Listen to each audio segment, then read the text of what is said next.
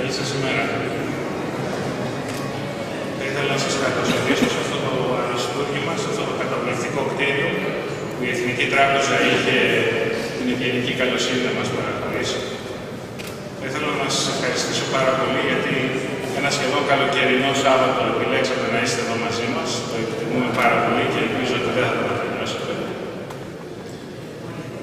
Αυτή είναι η τρίτη εκπαιδευτική ημερίδα που διοργανώνεται τον τελευταίο χρόνο από το Ταμείο Υγείας της Εθνικής Τράπεζας και από την Υπουργική Υγείας βέβαια. Όπως και οι δύο προηγούμενες, ο σκοπός της ήταν, και αυτή η ισχύ είναι, να απευθυνθεί στο κοινό, να απευθυνθεί στους ασφαλισμένους του Ταμείου, να τους μιλήσει για θέματα καθημερινά με πολύ απλό τρόπο, γιατί η ακράδαντη πεποίθηση της διοίκησης και του επιστημονικού προσωπικού της κλινικής είναι ότι καλύτερα να προλαμβάνει κανείς παρά να τρέχει εκ των υστέρων να θεραπεύει. Επίσης, είναι η τρίτη ημερίδα που διοργανώνει η διοίκηση της κλινικής, η διοίκηση του Ταμείου, σε συνεργασία με σημαντικά επιστημονικά ιδρύματα της χώρας μας. Είναι μια εξωστρέφεια που έχει φανεί στον τομέα της υγείας, η οποία εμένα με έχει ενθουσιάσει πάρα πολύ και την έχω ενθαρρύνει όσο μπορώ. Οι δύο προηγούμενες ήταν σε συνεργασία με την Ιατρική Σχολή και με την Νοσηλευτική Σχολή του Πανεπιστημίου Αθηνών. Αυτή είναι σε συνεργασία με την Ιατρική Σχολή και με το Χαροκόπιο Πανεπιστήμιο, μια και το θέμα άπτεται απευθείας της διατροφής. Ο τίτλος της ημερίδας είναι «Η διατροφή είναι το φάρμακό σου» και αυτό είναι παρμένο από τον Ιπποκράτη. Και πιστεύω ότι οι ομιλητές θα δικαιώσουν αυτή την άποψη. Θα μιλήσουν πολύ απλά, θα απευθυνθούν με ερωτήσεις που όλοι μας τις έχουμε, να δούμε αν θα μας δώσουν και απαντήσεις οι καταναλωτές. Και θα ήθελα να ξεκινήσω δώσω από τον κύριο Θεοδοσόπουλο, που είναι ο Γενικός Διευθυντής της Κλινικής και που είναι η κινητήριος δύναμη πίσω από αυτές τις εκπαιδευτικές ημερίδες, να απευθύνει ένα σύντομο χέρι. Καλή σας μέρα. Αξιότιμοι προσκεκλημένοι, κυρίες και κύριοι, συναδέλφισες και συνάδελφοι, σας καλωσορίζω και εγώ με τη σειρά μου στη σημερινή ημερίδα, στην ημερίδα για τη διατροφή. Με το θέμα αυτό το Ταμείο Υγείας συνεχίζει, όπως είπε ο κ. Καθηγητής, το πετυχημένο κύκλο της άμεσης ενημέρωσης και πληροφόρησης των ασφαλισμένων. Ένας κύκλος, ο οποίος άνοιξε πέρυσι τέτοια εποχή με την ημερίδα για τον καρκίνο. Συνεχίστηκε με την ημερίδα πριν ένα μήνα των νοσηλευτών. Και σήμερα για τη διατροφή. Όσο σημαντικό είναι ο ασφαλισμένος να διενεργεί προληπτικές εξετάσεις, τόσο σημαντικό είναι να προασπίζει και να προάγει την υγεία του με τις καθημερινές του συνήθειες. Γιατί η πρόληψη της υγείας δεν είναι μόνο ο ιατρικός έλεγχος. Πρόληψη είναι η υγιής στάση, η υγιής συμπεριφορά ζωής. Και η ισορροπημένη διατροφή σε καθημερινή βάση είναι σήμαντο στην διατήρηση της καλής υγείας. Είναι το φάρμακό μας. Το θέμα είναι ότι για τους περισσότερους η υγιεινή διατροφή συνδέεται περισσότερο με την απώλεια σωματικού βάρους ή τη ρύθμιση μιας χρόνιας ή εκφυλιστικής ασθένειας παρά με την πρόληψη. Σήμερα διακεκριμένοι επιστήμονες θα μας παρουσιάσουν το σημαντικό ρόλο της και στην πρόληψη. Σε θέματα διατροφής επιλέγουμε τη μεσογειακή και σε θέματα υγείας το υγείας μέλαθρον. Το υγείας μέλαθρον πρέπει να είναι η πρώτη μας επιλογή. Εμπιστευόμαστε την κλινική μας, γιατί βρίσκεται πάντοτε στο πλευρό μας και στην πρόληψη και στην έγκαιρη διάγνωση και στη θεραπεία. Πέρυσι, στην πρώτη ημερίδα, ανακοινώσαμε την λειτουργία της μονάδας αυξημένης φροντίδας και του κωδικού πλέον. 1,5 χρόνο μετά, τα στοιχεία μας δείχνουν ότι 150 βαρέως πάσχοντες ασθενείς νοσηλεύτηκαν στη μονάδα μέσω της ενεργοποίησης της ομάδας του κωδικού πλέον. Επίσης, ο ιατροτεχνολογικός εξοπλισμός ανανεώνεται συνεχώς. Το 2013 έγινε προμήθεια ψηφιακού μαστογράφου, έκρομων υπερικοτομογράφων υψηλής ευκρίνειας, έκρομων υπερικοκαρδιογράφων τρισδιάστατης απεικόνησης, βίντεο γαστροσκόπιο και λεπτό κολονοσκόπιο, επίσης υψηλής ευκρίνειας, ειδικός εγκεφαλογράφος με μακράς διάρκειας βίντεο καταγραφής για διερεύνηση και αντιμετώπιση της επιληψίας, τελευταίας τεχνολογίας εξοπλισμός, ο οποίος βοηθά το ιατρικό έργο. Εστιάζουμε επίσης στη συνεχή βελτίωση και αναβάθμιση των παρεχόμενων υπηρεσιών. Ήδη το Υγείας Μελαθρών πιστοποιήθηκε με άιζο στην παρασκευή και στη διάθεση τροφίμων και χτες πιστοποιήθηκε το εργαστήριό μας απεικονιστικών εξετάσεων. Η πιστοποίηση για την πρωτοβάθμια περίθαλψη και η διαπίστευση των εργαστηρίων βρίσκονται σε εξέλιξη. Επίσης, θα ήθελα να σας ενημερώσω ότι ολοκληρώθηκε ο εξωτερικός ποιοτικός έλεγχος για το έτος 2013 του μικροβιολογικού βιοχημικού μας εργαστηρίου, το οποίο διατηρεί την υψηλή ποιότητα και αξιοπιστία του και βρίσκεται, όπως και για το 2012, πάνω στα 10 πρώτα εργαστήρια στην Ελλάδα και στην Κύπρο. Έπεται συνέχεια με προσήλωση και επιμονή σε όλους τους στόχους μας. Θέλω να σας ευχαριστήσω θερμά για την παρουσία σας στην ημερίδα μας. Είμαι σίγουρος ότι θα είναι επιτυχημένη. Σας ευχαριστώ πολύ.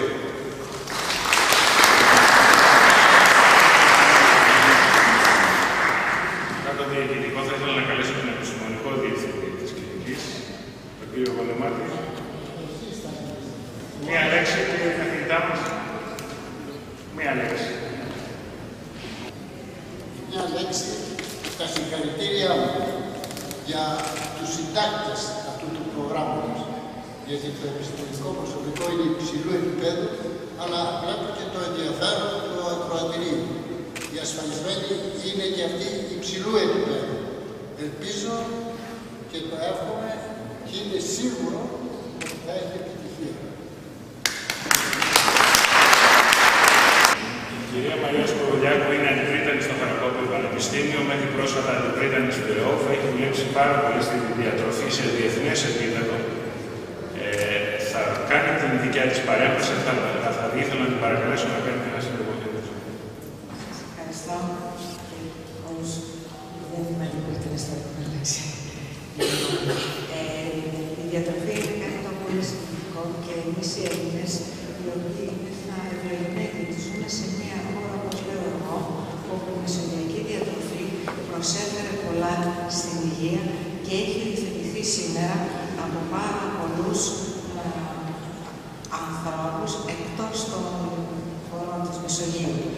Διότι έχει πραγματικά επισήμως βεβαιώσει ότι είναι μια διατροφή που προάγει την καλή υγεία.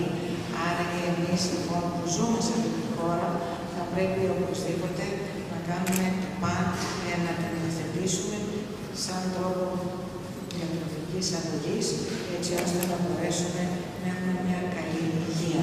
Θα ήθελα στην πορεία να μιλήσουμε για την μεσογειακή διατροφή, αλλά θα ήθελα όλοι εδώ που βρίσκονται να μελετήσουν τη μεσογειακή διατροφή και να την υιοθετήσουν. Ευχαριστώ. Η καθηγήτρια κυρία Διαμάτη, Αθήνα Διαμάτη Μανταράκη, είναι καθηγήτρια παθολογίας, διευθύνει την παθολογική κλινική στο νοσοκομείο Σωτηρία, την πανεπιστημιακή παθολογική κλινική. Είναι καθηγήτρια ενδοκρινολογίας, έχει αφιερώσει όλη της τη ζωή στη διατροφή και στο μεταβολισμό, με έρευνα πρωτοποριακή σε διεθνές επίπεδο. Θα ήθελα να την παρακαλέσω από τον ακαδημαϊκό χαρακτήρα της να κάνει ένα κρατικό. Καλή σας μέρα. Ευχαριστώ πολύ κύριε Σιδήμου. Με ιδιαίτερη χαρά δέχτηκα την πρόσκληση του καθηγητού κ. Σιδήμου και αγαπητού μου συνεργάτη να συμμετέχω στην ημερίδα και ειλικρινά είναι μεγάλη μου τιμή το ότι θα βρεθώ ανάμεσα σε εξαιρετικούς συναδέλφους και φίλους που θα συζητήσουμε ένα θέμα κοινό, καθημερινό, που αφορά όλους μας και ο σκοπός της σημερινής ημερίδας και είναι πολύ σημαντικός, διότι αφορά αυτό το καθημερινό θέμα για το οποίο συνεχώς οφείλουμε όλοι να ενημερωνόμεθα με το σωστό τρόπο. Και αυτή η ευκαιρία θα δοθεί σήμερα σε όλους μας, ειδικούς και μη ειδικούς. Ευχαριστώ πάρα πολύ και σας ευχαριστώ πολύ.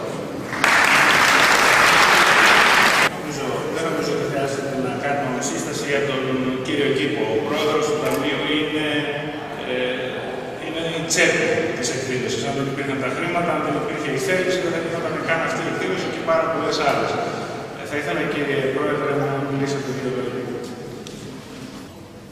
Αγαπητοί προσκεκλημένοι, αγαπητές συναδέλφοι σας, αγαπητοί συνάδελφοι, κυρίες και κύριοι, θέλω καταρχήν να σας ευχαριστήσω για τη σημερινή σας παρουσία στην ημερίδα μας, στον ιστορικό αυτό χώρο της Εθνικής Τράπεζας, το TIPET, η ογκολογική πτέρυγα της Ιατρικής Σχολείας του Πανεπιστημίου Αθηνών, Ρίνα Λαφούζου της Σωτηρία και το Χαρακόπιο Πανεπιστήμιο, στοχεύουν σήμερα να προσεγγίσουν έναν εξωγενή παράγοντα, ιδιαίτερα σημαντικό για την υγεία, τη διατροφή.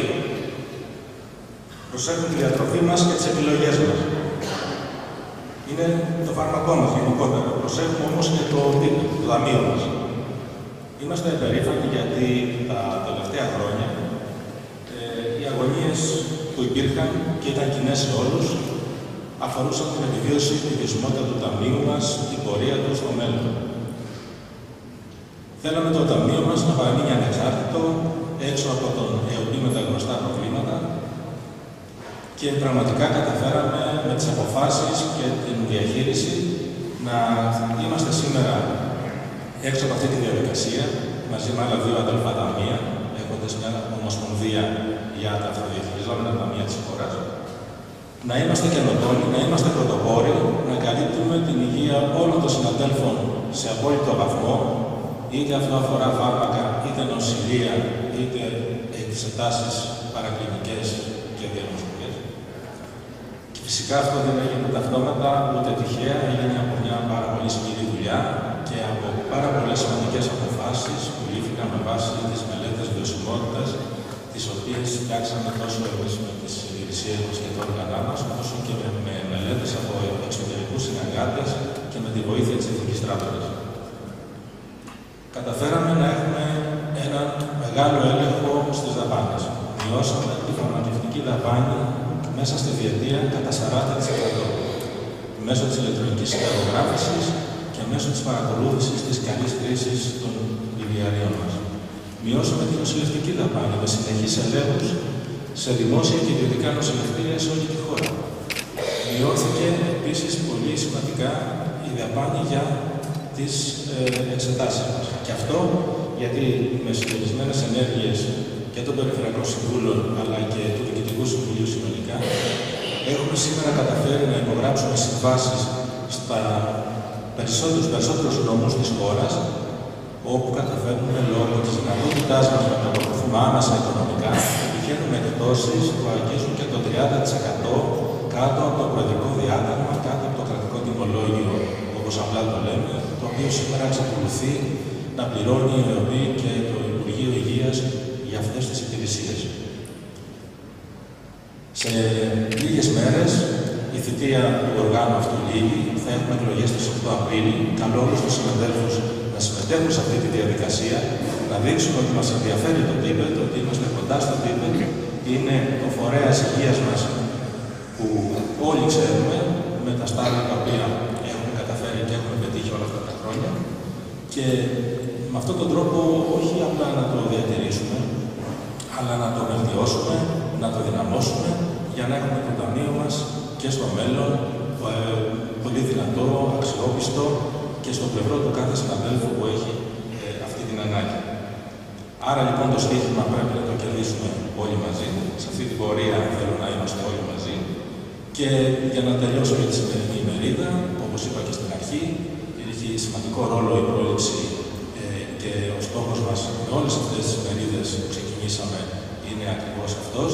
Έχει μεγάλη σημασία να είναι ενημερωμένοι οι συνάδελφοι και να αποφεύγουμε κακές πρακτικές που θα μας οδηγήσουν στο μέλλον τόσο σε οικονομικό επίπεδο, για το Ταμείο, για τον ίδιο τον συνάδελφό μας, για την οικογένειά του, τα κοινωνικά προβλήματα που μπορεί να δημιουργήσουν οι ασθένειες που μπορούμε να προλάβουμε αν πάρουμε έγκαιρα μέτρα και είμαστε ενημερωμένοι πάνω σε αυτό. Είμαι σίγουρος για την επιτυχία της ημερίδας σήμερα. Σας ευχαριστώ που μου ακούσατε.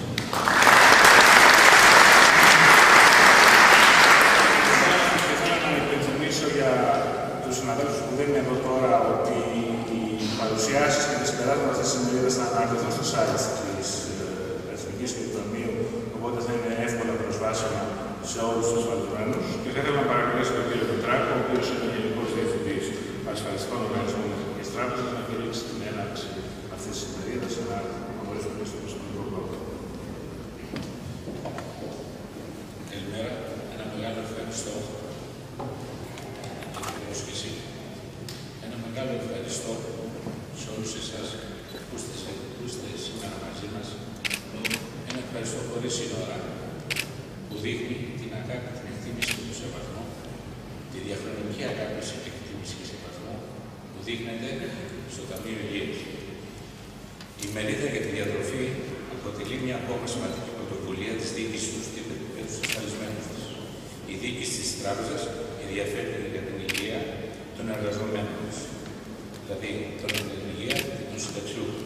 Για τον λόγο αυτό, το Ταμείο Υγείας και τη διοίκηση για τον λόγο αυτό στηρίζει το Ταμείο Υγείας και τη διοίκηση του. Οι διοικήσεις της Εθνικής Τράπεζας και του ΤΥΠΕΤ συνεργάζονται δημιουργικά, αποτελεσματικά, υποθετικά. Ο ρόλος του ΤΥΠΕΤ είναι σημαντικός και η Εθνική στέκεται αρρωγός στο έργο. Ήδη στήριξε το μηχανογραφικό και ιατροτεχνολογικό εξοπλισμό και συμμετέχει άμεσα στην ανάπτυξή του. Απότερος σκοπός είναι όλοι μας, στη μεγάλη οικογένεια της Εθνικής Τράπεζας, να αναλαμβάνουμε υψηλής ποιότητας παροχές υγείας, τις πιο σύγχρονες και εξελιγμένες, το δικό μας Ταμείο Υγείας. Ένα Ταμείο Υγείας, πρωτοπόρο και καινοτόμο, όπως είπε ο Πρόεδρος, και πρωτοπόρο και καινοτόμο που ιδρύθηκε πριν το επίσημο ελληνικό κράτος κάνει την κοινωνική του ασφάλιση. Ιδρύθηκε το 1930, έχει 84 χρόνια. Η Εθνική Τράπεζα με το Ταμείο Υγείας έχουν βίους παράλληλους. Λοιπόν, αυτό το πρωτοπόρο και καινοτόμο έργο που ξεκίνησε πριν από 84 χρόνια, οφείλουμε εμείς στις δύσκολες αυτές κοινωνικές και οικονομικές συνθήκες να συμπαρασταθούμε, να το κρατήσουμε, να συμπαρασταθούμε και να κρατήσουμε το αυτοδιοίκητο, την αυτοδιαχείριση του πρωτοπόρου αυτού ταμείου. Το 2013 υπήρξε μια χρονιά ορόσημη για την Εθνική Τράπεζα. Η διοίκησή της πέτυχε με τη συμμετοχή, τη δική σας, με τη συμμετοχή του ελληνικού λαού και την εμφαλιακή της ενίσχυση, διασφαλίζοντας το θεσμικό της και τον ουσιαστικό της ρόλο στην οικονομική ανάπτυξη του Ταμείου. Σε αυτό το δύσκολο έργο, σε αυτή τη δύσκολη απόφαση, σε αυτή τη δύσκολη χρονική στιγμή και οικονομική στιγμή, η διοίκηση του Ταμείου Υγείας στάθηκε αρρωγός στην επίτευξη του στόχου της αύξησης του ιδιωτικού κεφαλαίου και αυτό δείχνει για μια ακόμα φορά την μεγάλη επαφή, τη μεγάλη σύνδεση που υπάρχει μεταξύ της διοίκησης της Εθνικής Τράπεζας και της διοίκησης του Ταμείου Υγείας. Κλείνοντας, το 2013 μπορώ να πω και τολμώ να πω ότι ήταν καθοριστικό και για την εσωτερική διάθεση της Εθνικής. Η εθελουσία αποχώρηση των συναδέλφων ήταν καθοριστική και μαζική για το μέλλον της Εθνικής Τράπεζας. Τελειώνοντας, εύχομαι κάθε επιτυχία στην ημερίδα. Η σημερινή εκδήλωση προάγει την υγεία και το συλλογικό πνεύμα και οι δυο μας κάνουν πιο δυνατούς και παραγωγικούς. Ένα μεγάλο ευχαριστώ και μεγάλη και καλή επιτυχία. Ευχαριστώ.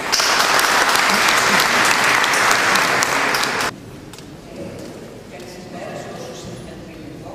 Ξεκινάμε με την πρώτη συνεδρία που αφορά τη διατροφή στα στάδια της ζωής. Πρώτη ομιλητρία θα είναι η κυρία Ιωάννα Παπαδόπουλο, παιδίατρος ενδοκρινολόγος, διευθύντρια της Εθνικής ΕΣΥ. Θα μας μιλήσει για την διατροφή. Δεν σας ακούμε. Καλημέρα σας. Ευχαριστώ πάρα πολύ για την τιμητική πρόσκληση. Ανήκω σε ένα τελείως διαφορετικό χώρο που καλύπτει τον πρώτο καιρό της ζωής μας. Και η ομιλία μου αφορά τη διατροφή στα βρέφη και σαν παιδίατρος γαστρεντερολόγος θα ξεκινήσω ποιοι είναι οι στόχοι της βρεφικής διατροφής. Οι στόχοι της βρεφικής διατροφής είναι η κάλυψη των θερμιδικών αναγκών για την επίτευξη μιας άριστης σωματικής και πνευματικής ανάπτυξης. Και βέβαια, η αποφυγή των αρνητικών επιδράσεων στην υγεία που την επιβαρύνουν. Επιπλέον, φαίνεται ότι η άριστη βρεφική διατροφή συμβάλλει σημαντικά στην πρόληψη χρόνιων προβλημάτων κατά την ενήλικο ζωή. Έτσι υπάρχει ένα γενικότερο σενάριο που συζητάει, που αναφέρεται σε αυτό που λέμε μεταβολικό προγραμματισμό, που ορίζεται από ορισμένες παραμέτρους που λένε ότι οι διατροφικές επιδράσεις κατά τη διάρκεια χρησίμων περιόδων της ενδομήτριας αλλά και της πνευματικής ζωής επηρεάζουν τη δομή και τη λειτουργία οργάνων και όλου γενικά του οργανισμού, διαμορφώνοντας ένα ιδιαίτερο μεταβολικό προφίλ κατά την ενήλικο ζωή και τον κίνδυνο για χρόνιες ασθένειες.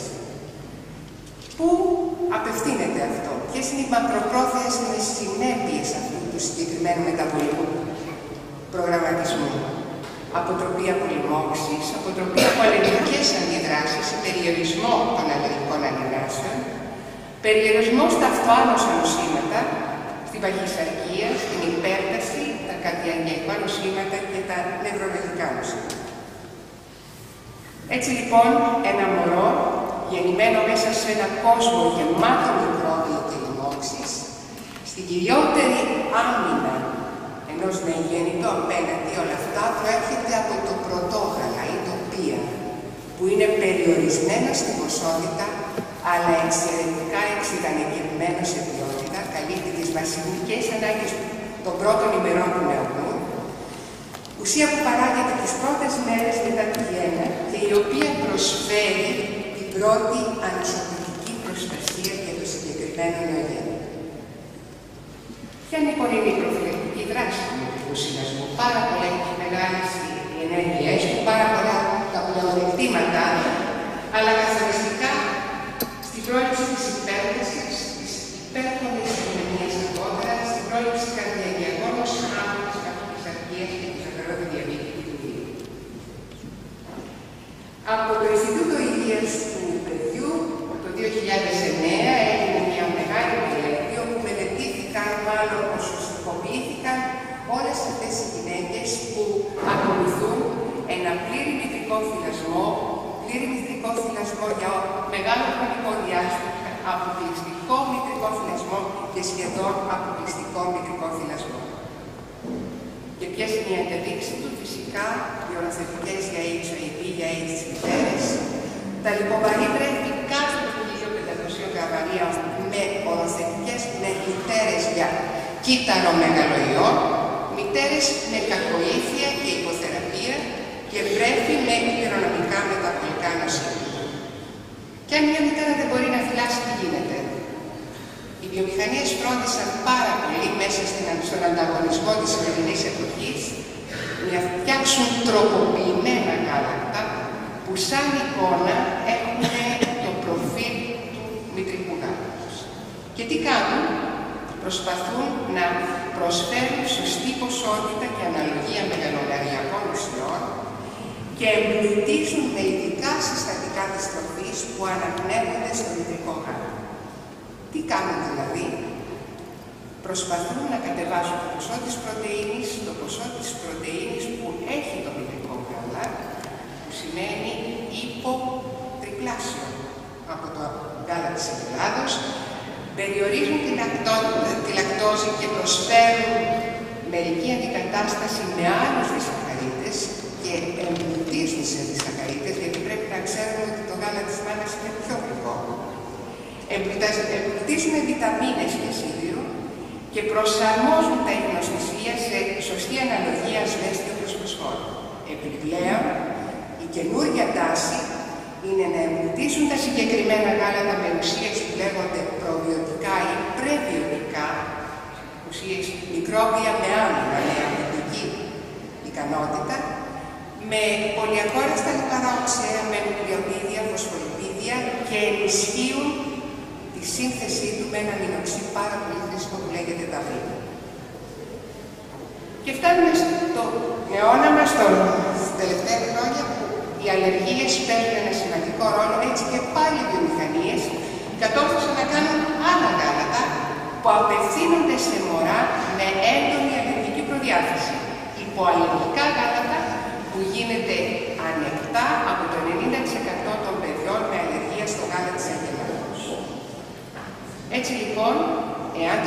γάλα δεν είναι διαθέσιμο, συστήνεται μία φόρμουλα που βασίζεται στο γάλα της αγελάδος για τους 12 πρώτους μήνες της ζωής. Ενώ σε παιδιά με αλλεργία στο γάλα της αγελάδος συστήνεται υδρολυμμένη, δηλαδή πρωτεΐνες σπασμένες με βάση το γάλα το αγελαδινό ή το σουτιακό γάλα. Όταν θέλουμε να επιλέξουμε ένα εναλλακτικό γάλα, φόρμουλα ή υποαλλεργικό, θα πρέπει να απαντήσουμε στις εξής ερωτήσεις. Είναι ανεκτό από παιδιά με αλλεργία στο γάλα της αγελάδος? Έχει άμεση απάντηση σε μια άμεση αλλεργική αντίδραση σε επιδραδινό? Είναι θρεπτικό, ασφαλές, εύγευστο, γιατί συνήθως τα υποαλλεργικά έχουν εξαιρετικά δυσάρεστη γεύση. Είναι προσιτό και βέβαιος. Είναι πόσο κοστίζει? Τα υποαλλεργικά γάλατα είναι εξαιρετικά ακριβά και βεβαίως ευτυχώς καλύπτονται από τα ταμεία. Οι ερωτήσεις που σαν παιδεία την περισσότερο παίρνουμε από τους γονείς είναι τι άλλα γάλατα υπάρχουν ή τι άλλες τάσεις προσφοράς υπάρχουν στο σημερινό αιώνα. Και τρεις είναι οι βασικές κατηγορίες. Είναι για το κατσικίσιο γάλα, τα φυτικά γάλατα και το γάλα σόγιας. Φαίνεται ότι το γάλα της κατσίκας είναι το συχνότερο προτινόμενο υποκατάστατο του γάλατος αγελάδος, είναι θρεπτικό, έχει υψηλή περιεκτικότητα σε πρωτεΐνη, αλλά στερείται βιταμινών B12 και θηλυκού, είναι μάλλον γευστικότερο από τα υδρολυμμένα, δηλαδή τα υποαλλεργικά γάλατα, και έχει κάπως υψηλό κόστος. Έχει όμως το εξής μειονέκτημα, ότι έχει διασταυρωμένη αντιδραστικότητα. Άρα η δοξασία που υπάρχει στο κοινό ότι το γάλα της κατσίκας είναι εξαιρετικά υποαλλεργικό δεν είναι πραγματικότητα. Γιατί έχει διασταυρούμενη αντίδραση με το γάλα της αγελάδος σε ποσοστό μεγάλο. Και βεβαίως αυτή η διασταυρούμενη αντίδραση είναι αδιαμφισβήτητη. Έχει αναφερθεί εκλεκτική αλλεργία στο γάλα αυτό και δεν συστήνεται στα παιδιά που όντως έχουν τεκμηριωμένη αλλεργία στο γάλα. Και δεν θεωρείται θρεπτικό και κατάλληλο για τροφή ως μόνη τροφή για την βρεφική ηλικία. Μια άλλη κατηγορία γαλάτων για τα οποία ρωτώμεθα συχνά είναι τα φυτικά γάλατα, με κύριο εκπρόσωπο το γάλα ρυζιού, όχι το ροζόγαλα, το γάλα ρυζιού. Βλέπετε πόσοι σπόροι προσφέρουν γάλα και είναι και θρεπτικοί σπόροι αυτοί. Θα πω ότι το γάλα ρυζιού που έχει μεγάλους οπαδούς τον τελευταίο καιρό, παρασκευάζεται από ξινό ρύζι, περιέχει περισσότερους υδατάνθρακες και λιγότερη πρωτεΐνη και εμπλουτίζεται με άριστα αμινοξέα που το κάνουν διατροφικά κατάλληλο για γάλα. Έχει αποδειχτεί ότι είναι αποτελεσματικό και ασφαλές για τη θεραπεία βρεφών με αλλεργία στο γάλα της αγελάδος, αλλά υπάρχει και μια μικρή ομάδα που ευαισθητοποιείται ακόμα και σε αυτό. Και τέλος, μια άλλη φόρμουλα που και για αυτήν θέλουμε να δώσουμε απαντήσεις είναι η περίφημη φόρμουλα σόγιας που δημιουργήθηκε από το αλεύρι της σόγιας το 1930. Τώρα χρησιμοποιείται ως μεμονωμένη πρωτεΐνη σόγιας με προσθήκη άλλων αμινοξέων, προσφέρει την κατάλληλη θρέψη, αύξηση και ανάπτυξη, δεν έχει κανένα συγκριτικό αποτέλεσμα με το γάλα της αγελάδος ως συμπλήρωμα του μητρικού θυλασμού. Και βεβαίως, οι μόνες ενδείξεις της είναι η πρωτοπαθής της ανεξίας στη λακτόζη, αυτά τα συμπτώματα που δημιουργούνται σε περίπτωση ανθρώπους όταν πίνουν γάλα, σε μεταβολικά νοσήματα όπως είναι η γαλακτοζημία, ίσως την αλλεργία του στο γάλα της αγελάδος, αλλά και για άλλους λόγους, θρησκευτικούς, πνευματικούς, γευστικούς ή και στους φυτοφάγους. Δεν συνιστάται για πρόληψη της αλλεργίας ή της τροφικής δυσανεξίας σε βρέφη υψηλού κινδύνου με πολύ ισχυρό οικογενειακό ιστορικό αλλεργίας στο γάλα της αγελάδος. Άρα λοιπόν, για να τελειώσουμε, η φόρμουλα της σόγιας δεν συστήνεται για βρέφη κάτω των 6 μηνών.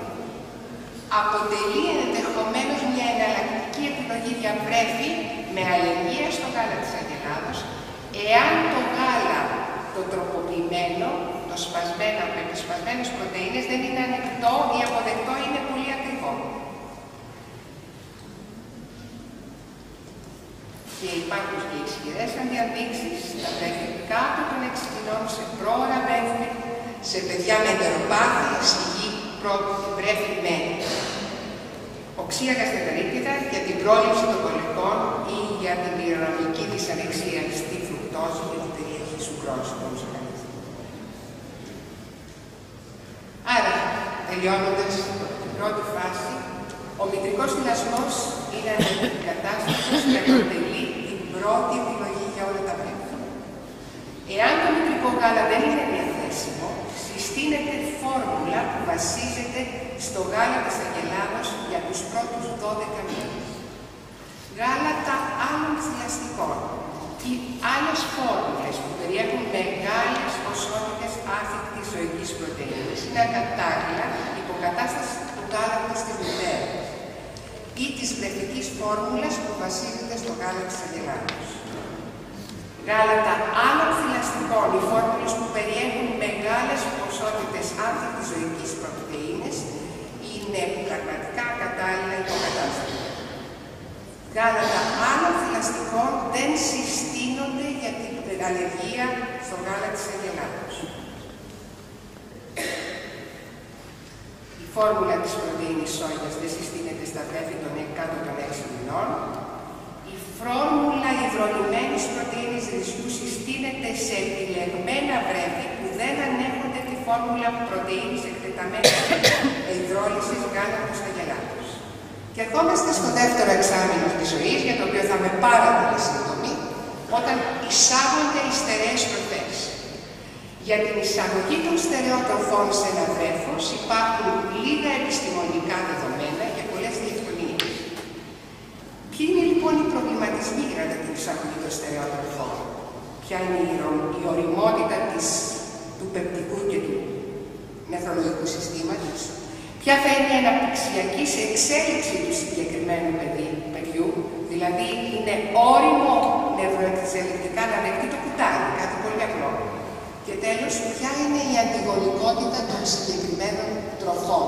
Αυτές οι τροφές τις οποίες θα του προσφέρουν πιθανότατα να προκαλέσουν αλλεργικές αντιδράσεις. Και υπάρχουν μεγάλες διαφορές όσον αφορά την εισαγωγή των στερεών τροφών και πρακτικές στις διάφορες χώρες. Όμως, τις κατευθυντήριες γραμμές για την εισαγωγή των στερεών τροφών και όλους τους κανόνες που τις διέπουν, εμείς σαν παιδίατροι παίρνουμε από τον Παγκόσμιο Οργανισμό Υγείας και την Ευρωπαϊκή Εταιρεία Παιδιατρικής και Φυτολογίας και Υπατολογίας και Διατροφές. Τώρα, η εισαγωγή των στερεών τροφών με παράμετρο την αλλεργία.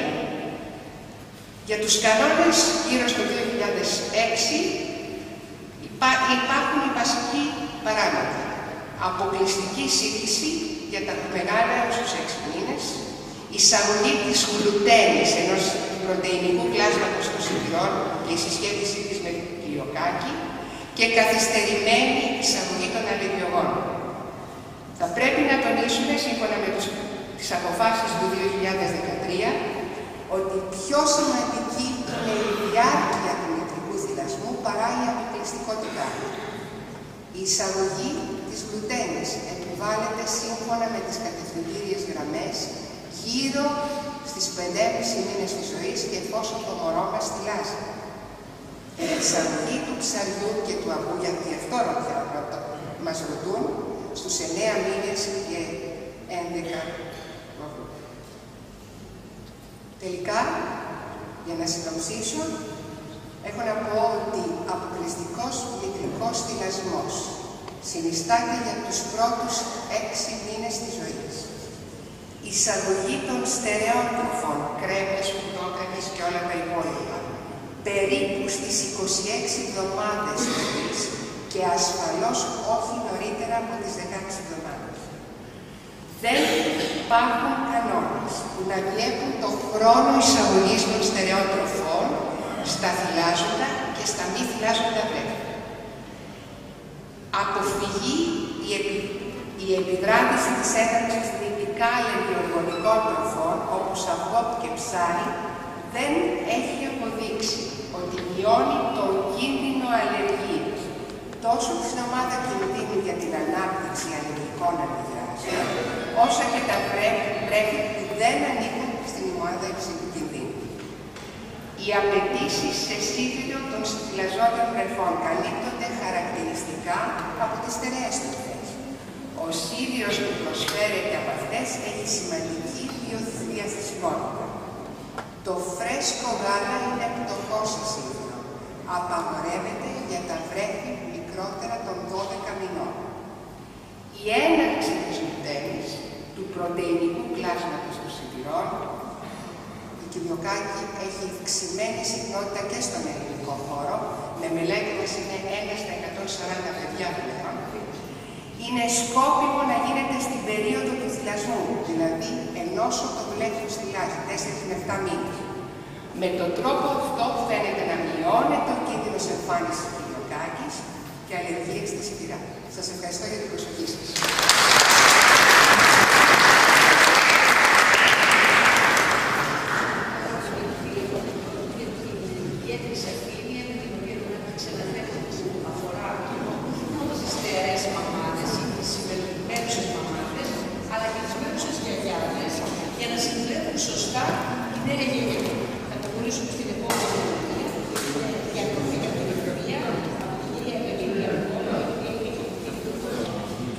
Μία μεγάλη καλημέρα σε όλους σας.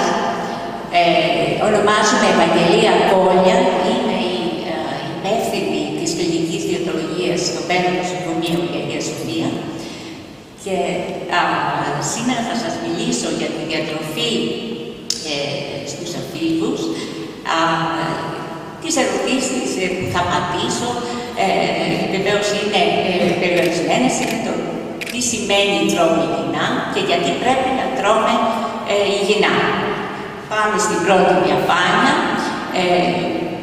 και με τη διαφάνεια αυτή ελπίζω να σας πείσω ότι πρέπει λοιπόν να υιοθετήσουν ένα υγιεινό τρόπο ζωής.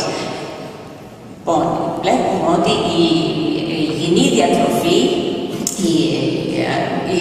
όπως και η αύξηση της άσκησης, καθώς και η διαχείριση του στρες, κάτι που πάρα πολύ σημαντικό, ειδικά στον καιρό μας που το στρες είναι πάρα πολύ μεγάλο, λόγω φόρτου εργασίας και στα παιδιά επίσης. Και βλέπουμε ότι λοιπόν η υιοθέτηση του υγιεινού τρόπου ζωής μπορεί να αυξήσει το προσδόκιμο ηλικίας από 10 έως 20 χρόνια. Αντίθετα, η υγιεινή διατροφή και ο σύγχρονος τρόπος ζωής, όπως είναι η αύξηση του καπνίσματος, του αλκοόλ, του στρες, η μειωμένη άσκηση, όλα μαζί προκαλούν τη σύγχρονη δυστροφία και την παλιφυσαρκία που συνδέονται με όλα τα παρακάτω, όπως είναι η υπέρταση, η δυσλιπιδεμία, δηλαδή η υπερκολυστερολεμία, η υπερκολυστερολεμία, το μεταβολικό σύνδρομο, που μπορεί να οδηγήσει στο σαχρό διαβήτη τύπου 2, η αύξηση του ουρικού οξέως, οδηγώντας στην ορική ορθρίτιδα, αμοιοστελετικά προβλήματα, οστεοπόρωση και την αυξημένη αναπηρία στη μετέπειτα ζωή των εφήβων. Επίσης, η κακή διατροφή, ψάχνουμε με προδιάθεση, μπορεί να οδηγήσει στο σύνδρομο πολιτιστικών οδικών, μειώνοντας την γονιμότητα μιας ολόκληρης γενιάς Ελλήνων. Έτσι. Λοιπόν, και η λιπόδη διοίκηση ύπατος που την σημερινή εποχή που οι νέοι όλο και αυξάνουν τη λήψη αλκοόλ μπορεί να οδηγήσει στην κύρωση ύπατος και άλλη επιπλοκή της παϊσαρκίας και της κακής διατροφής, χολονιδίαση, αλλά και στις έφηβες που θα γίνουν, που είναι οι μέλουσες μητέρες, τη γέννηση νεογνών με χαμηλό βάρος και οι ανομαλίες του νευρικού σωλήνα και άλλες γενετικές ανομαλίες και τα ψυχολογικά προβλήματα που μπορεί να προκαλέσει η κακή διατροφή, η παϊσαρκία και το αντίθετο βέβαια, τα ψυχολογικά προβλήματα που μπορεί επίσης να προκαλέσουν την αντιγυνή λήξη διατροφής. Λοιπόν, και εδώ πάμε σε ένα σχηματάκι για να μάθουμε λίγο για το τι σημαίνει οξυδοτικό στρες. Το υγιεινό διαιτολόγιο, το διαιτολόγιο που είναι πλούσιο σε λαχανικά, φρούτα, όσπρια, ψάρια και έχει σαν βάση το ελαιόλαδο αυτό που προάγει βέβαια έχει πολύ μεγάλη σημασία το να έχουμε το ιδιώδης βάρος. Λοιπόν, λίγο παραξενημένο με το πολύ ελαιόλαδο, όταν λοιπόν δεν κάνουμε χειρονακτική εργασία, δεν χρειαζόμαστε τις μερίσσιες θερμίδες, βεβαίως δεν χρειάζεται να κολυμπάμε για το φαγητό στο ελαιόλαδο. Άρα λοιπόν, το υγιεινό διαιτολόγιο, αυτό που είναι κατάλληλο για μας, πλούσιο σε απαραίτητα θερμικά συστατικά, αντιοξυδοτικά, λοιπόν, είναι αυτό που προάγει την ισορροπία του οξυδοτικού στρες στον οργανισμό. Το οξυδοτικό στρες είναι αυτό που αυξάνει το κίνδυνο για την εμφάνιση πολλών νοσημάτων στον άνθρωπο, όπως είναι τα καρδιοαγγειακά, οι επιπλοκές του ζαχαρόδου διαβήτη τύπου 1 και 2, οι νευροεκφυλιστικές παθήσεις, όπως είναι το Alzheimer, το Parkinson's disease, αλλά και παθήσεις των οφθαλμών. Και τέλος, το οξυδοτικό στρες μπορεί να επιταχύνει τη γύρανση. Έτσι, και τι ακριβώς εννοούμε όταν λέμε οξυδοτικό στρες? Το οξυδοτικό στρες είναι η αυξημένη παραγωγή ενεργών μορίων οξυγόνου ή ενεργών μορίων αζότου στον οργανισμό, τα οποία είναι άτομα ή μόρια τα οποία έχουν ένα ή και περισσότερα ασύζευτα ηλεκτρόνια στην εξωτερική στιβάδα τους, κάνοντας τα μόρια αυτά, ιδιαίτερα ασταθή μόρια, έτοιμα να επιτεθούν στα λιπίδια των κυταρικών μεμβρανών, στο DNA των φυτάρων, καθώς και στις πρωτεΐνες του οργανισμού, και με τον τρόπο αυτό προκαλούμε λάθος στον οργανισμό και την αύξηση της νοσηρότητας στον άνθρωπο. Και βλέπουμε από αυτά που ήδη έχουμε πει ότι το οξυδοτικό στρες οδηγεί στις παρατάσεις ασθένειες. Και κάτι άλλο που είναι πολύ ενδιαφέρον στις μέρες μας είναι η έλλειψη της βιταμίνης D. Έχει αναγνωριστεί ως πανδημία και όχι μόνο λοιπόν στο εξωτερικό, αλλά και στην Ελλάδα, παρόλο που πιστεύουμε ότι με την ηλιοφάνεια που έχουμε στην Ελλάδα δεν θα είχαμε ανεπάρκειες στη βιταμίνη D, αλλά φαίνεται ότι από έρευνα μέχρι τώρα έχουμε δει ότι υπάρχουν μεγάλες ελλείψεις στη βιταμίνη αυτή. Είναι μια βιταμίνη που συντίθεται από τον ήλιο, δηλαδή το 90% συντίθεται από τον ήλιο και μόνο ένα 10% παίρνουν από τις τροφές. Και βλέπουμε ότι η έλλειψή της δεν έχει σχέση μόνο με την οστική υγεία, αλλά και με τα παρακάτω, όπως είναι η υπέρταση, τα καρδιακά νοσήματα, ορισμένα καρδιοϊκά νοσήματα, όπως το καρκίνο του παχαίου σεντερού του προστάτη, αλλά και αυτοάνωσα νοσήματα, όπως ο ζαχαρός διαβήτης τύπου 1 και η ρευματοειδή αρθρίτιδα. Και εδώ φτάσαμε σε ένα υπόδειγμα υγιεινού προγράμματος διατροφής, με την ελπίδα να είναι και πρακτική. Και αυτό που θα ήθελα να πω είναι το υγιεινό πρόγραμμα διατροφής είναι αυτό που περιλαμβάνει όλα τα απαραίτητα θρεπτικά συστατικά. Είναι βεβαίως αυτό, δεν υπάρχει ένα ιδιώδης πρόγραμμα διατροφής. Υπάρχουν άμπειροι συνδυασμοί που μπορούν να αποτελέσουν ένα υγιεινό πρόγραμμα διατροφής. Ένα τέτοιο υγιεινό πρόγραμμα είναι το ελληνικό μεσογειακού τύπου διατροφής και που θεωρείται παγκοσμίως παράγοντας μακροβιότητες, μειώνει τα καρδιαγιακά, μικρές μορφές καρκίνου, καθώς και άλλες ασθένειες. Λοιπόν, άρα βλέπουμε ότι Ένα τέτοιο πρόγραμμα περιέχει 3 κύρια γεύματα και 2 μικρότερα το πρωί. Λοιπόν, ένα υγιεινό πρόγραμμα μπορεί να περιέχει γάλα ή γιαούρτι με χαμηλά λιπαρά. Τα παιδιά από 3 ετών πρέπει βεβαίως να παίρνουν ελαφρύ γάλα, όχι για το βάρος, δεν έχει σχέση με το βάρος, έχει μία αξιοσημείωτη θερμιδική διαφορά το ελαφρύ γάλα από το πλήρες. Δεν θέλουμε να παίρνουμε το κορεσμένο λίπος όμως που περιέχει το πλήρες γάλα. Και τα δημητριακά πρέπει να είναι ολικής άλυσης. Τα σοκολατούχα δημητριακά έχουν πάρα πολύ κακά λίπη, απαγορεύονται και έχουν συνδεθεί με πάρα πολλές ασθένειες. Τα υδρογονωμένα φυτικά έλαια, δηλαδή, για τα οποία θα μιλήσουμε αργότερα. Το δεκατιανό είναι ένα πάρα πολύ σημαντικό γεύμα. Το πρωτεϊνούχο δεκατιανό, αυτό που πάντα φύρνωσε ο Έλληνας, το κολατσό που περιείχε ψωμί, τυρί, αν είναι δυνατόν και λίγο λαχανικό, δηλαδή ένα τος που περιέχει τυρί, αυγό, για τα παιδιά μέχρι και 4 φορές την εβδομάδα. Το αυγό είναι μια πάρα πολύ καλή τροφή και δεν είναι αυτό μόνο, βέβαια που αυξάνει το χολυστερόλ. Λοιπόν, δεν μπορώ να πω πολλά πράγματα γι' αυτό. Λοιπόν, πολύ σημαντικό επίσης είναι το να έχουμε ένα πρόγραμμα διατροφής που εφαρμόζουμε πιστά. Δεν υπάρχει σήμερα, ξύπνησα, έχουμε αυτό το πρόβλημα, σιγά το διαιτολόγιο μας μάρανε και δεν θα φάμε το πρωινό μας, δεν θα φάμε το δεκατιανό, το μεσημεριανό. Όλα μπορούν να περιμένουν. Έτσι, όταν εμείς έχουμε κάνει μια καλή διαχείριση του χρόνου μας και έχουμε πάρει μαζί μας αυτά τα τρόφιμα που πρέπει να πάρουμε μαζί μας, πολύ σημαντικό βέβαια είναι το να αυξήσουμε πολύ λαχανικά, φρούτα, ψάρια στο διαιτολόγιο μας.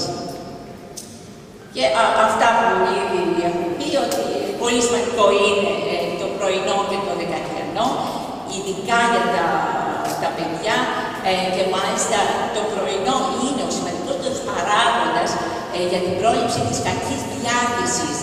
Έτσι μας βελτιώνει τη διάθεση. Έρευνες επίσης έχουν δείξει ότι παιδιά λοιπόν που τρώνε πρωινό, αλλά και το δεκατιανό, γιατί μέσα σε 2 ώρες έχουν πέσει πάλι τα επίπεδα της γλυκόζης του αίματος μετά από το πρωινό, και παιδιά που δεν τρώνε λοιπόν δεκατιανό, μπορεί να μην έχει γλυκόζη με εγκέφαλος και να μην πάρουν, ας πούμε, να μην μπορούν να αποδώσουν στα διαγωνίσματα. Επίσης, έχει σχέση με τη σωματική απόδοση. Λοιπόν, η υπογλυκαιμία μπορεί να οδηγήσει και σε ατυχήματα. Και πάρα πολύ σημαντικό είναι επίσης οι σύνθετοι υδατάνθρακες. Λοιπόν, πρέπει να προτιμάμε τους σύνθετους υδατάνθρακες, όπως είναι το μαύρο ψωμί, το μη αποφυλαγμένο ρύζι και τα όσπρια. Τα όσπριά μας είναι ό,τι πιο σημαντικό, βελτιώνουν, λοιπόν, ζυμώνονται στο έντρο, βελτιώνουν τη χλωρίδα του εντέρου, επηρεάζοντας την άνοσο και τη φλεγμονώδη απάντηση στον οργανισμό, επηρεάζοντας έτσι την υγεία μας, που είναι βέβαια και αυτό ένα από τα πιο σημαντικά στοιχεία της ελληνικής μεσογειακής διατροφής, τα όσπρια. Και αντίθετα, οι απλοί υδατάνθρακες, δηλαδή το άσπρο ψωμί, τα γλυκά και όλα τα αμυλούχα, δηλαδή που είναι υψηλής άλυσης, δεν έχουν δηλαδή θετικές ίνες, θα κάνουν απότομη αύξηση της γλυκόζης, της ινσουλίνης και σαν αποτέλεσμα αποθήκευση λίπους και την παραγωγή τριγλυκεριδίων και χολυστερόλ, αλλά εκτός από αυτό θα κάνουν αντιδραστική υπογλυκαιμία. Ό,τι αυξάνεται απότομα πέφτει και πολύ γρήγορα. Λοιπόν, και αυτά που είπαμε, ότι οι σύνθετοι υδατάνθρακες προλαμβάνουν λοιπόν την βαλτισταρκία και άρα πολλές ασθένειες όπως είναι τα καρδιακιακά και ο ζαχαρός διαβήτης τύπου 2 και βρίσκονται σε αυτές τις τροφές. Στο ψωμί, τα δημητριακά ολικής άλυσης, τα όσπρια, τα ζαχαροδικά, τα κρυθαρένια μαξιμάδια πάλι που είναι ένα πολύ πολύτιμο τρόφιμο, τα αναποφλιοκομίζια, τα φρούτα και τα λαχανικά. Μαγικές τροφές. Είναι τροφές που ενώ δίνουν πολύ λίγες θερμίδες, δίνουν πάρα πολλά χρήσιμα στοιχεία, βιταμίνες, στοιχεία, αντιοξυδοτικά και βέβαια και διακριτές φυτικές ίνες που είπαμε ζυμώνονται στο έντερο και βελτιώνουν την άνοσο και τη φλεγμονώδη απάρτηση του οργανισμού. Αντίθετα, ποια είναι τα κακά λίπη, τα ζωικά λίπη, τα λίπη που παίρνουν από τα παχιά κρέατα, τα τυριά, τα ολόπαχα και τα γαλακτοκομικά. Επίσης, κάτι που μας ξεγελάει είναι το λίπος, το φυτικό λίπος που έχει υποστεί μια επεξεργασία, τα υδρογονωμένα φυτικά έλαια, τα οποία δυστυχώς είναι και πολύ συχνά ένα μεγάλο μέρος από αυτά τα φυτικά έλαια για να γίνουν δηλαδή ένα φυτικό λίπος στέρεο σε θερμοκρασία δωματίου, δηλαδή που έχει υποστεί αυτή την επεξεργασία και ένα πολύ μεγάλο μέρος από τα λίπη αυτά έχουν γίνει trans, δηλαδή στη μορφή αυτή που βλάπτει πάρα πολύ. Μπορούμε να πούμε ότι η μορφή αυτή, ξέρετε ότι το βούτυρο είναι πάρα πολύ βλαβερό, αλλά πιο βλαβερό από το βούτυρο είναι τα υδρογονωμένα φυτικά έλαια. Γι' αυτό να διαβάσετε πάντα τις ετικέτες. Αυτά έχουν απογορευτεί στο εξωτερικό στα σχολεία. Δυστυχώς εμείς δεν λοιπόν τα έχουμε απογορεύσει ακόμα. Υπάρχουν στα προσωνάκια μας, σε όλα τα τοπήματα. Είναι το φθηνό βούτυρο, η μαργαρίνη και έχει μπει, ας πούμε, η βιομηχανία τροφίμου που βεβαίως χρησιμοποιεί αυτές τις κακές ποιότητες λίπους και υπάρχει επίσης στις φωλιάτες, στα ντόνατς, έχει διστήσει σε όλες τις μορφές που τρώμε και στα παιδικά δημητριακά. Άρα, να πούμε λίγο πάλι έτσι για αυτά το ζωικό λίπος που γνωρίζετε. Λίγο πιο σύντομα. Τα χωρισμένο λίπος και η μαργαρίνα μέσα σε όλα αυτά που ήδη είπαμε, πατατάκια, νεράκι που ξέχασα και τα φαγητά από τα υφαλία. Λοιπόν, και τέλος, ο περιβαλλοντικός παράγοντας που θα επηρεάσει περισσότερο από όλα την υγεία του ατόμου είναι η μητέρα. Αυτό βάζει πάρα πολύ βάρος βέβαια σε αυτή την μητέρα η οποία ήδη έχει πάρα πολύ στρες, η εργαζόμενη μητέρα, αλλά δυστυχώς λοιπόν οι διατροφικές συνήθειες της μητέρας, το αν η μαμά έχει ή δεν έχει κατάθλιψη, τα λοιπά και τα λοιπά, δυστυχώς είναι πράγματα που θα επηρεάσουν περισσότερο ένα παιδί από ότι και ο μπαμπάς είναι πάρα πολύ σημαντικός και ο μπαμπάς είναι σημαντικός γιατί ψυχίατροι λένε ότι αν θες να κάνεις το παιδί σου χαρούμενο, κάνει τη γυναίκα σου χαρούμενη.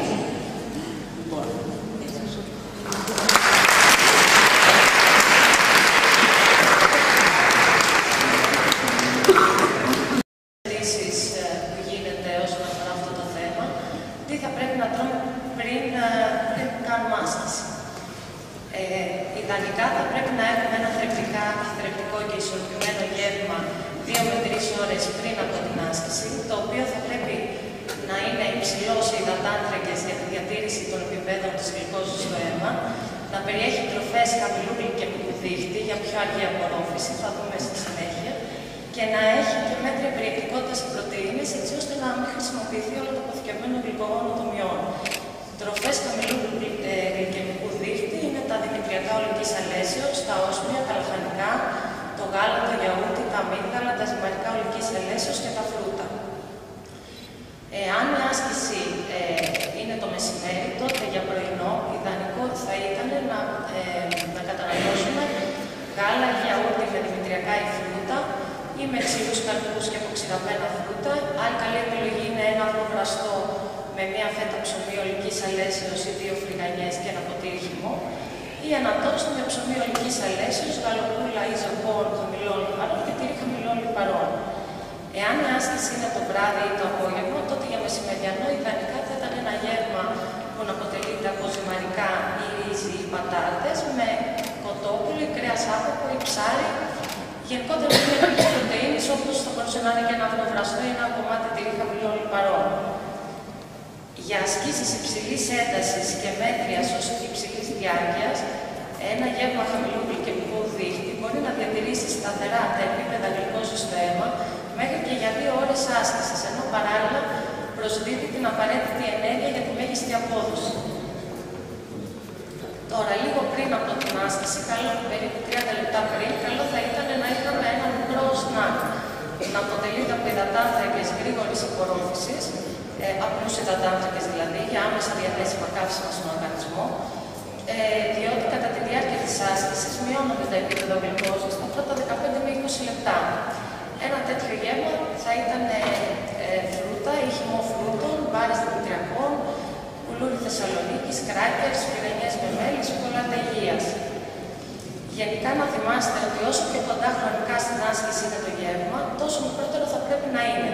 Δεν θέλουμε να είμαστε ούτε πολύ χορτάτοι, αλλά ούτε και νηστικοί πριν από την άσκηση.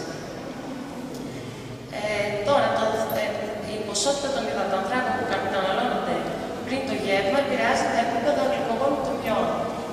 Αυτό είναι σημαντικό γιατί όταν εξαντλούνται τα επίπεδα αποθηκευμένων γλυκογόνων, τότε νιώθουμε έντονη κόπωση και εξάντληση και μπορεί αυτό να εμποδίσει στο να συνεχίσουμε να αθλούμαστε στην προπόνηση.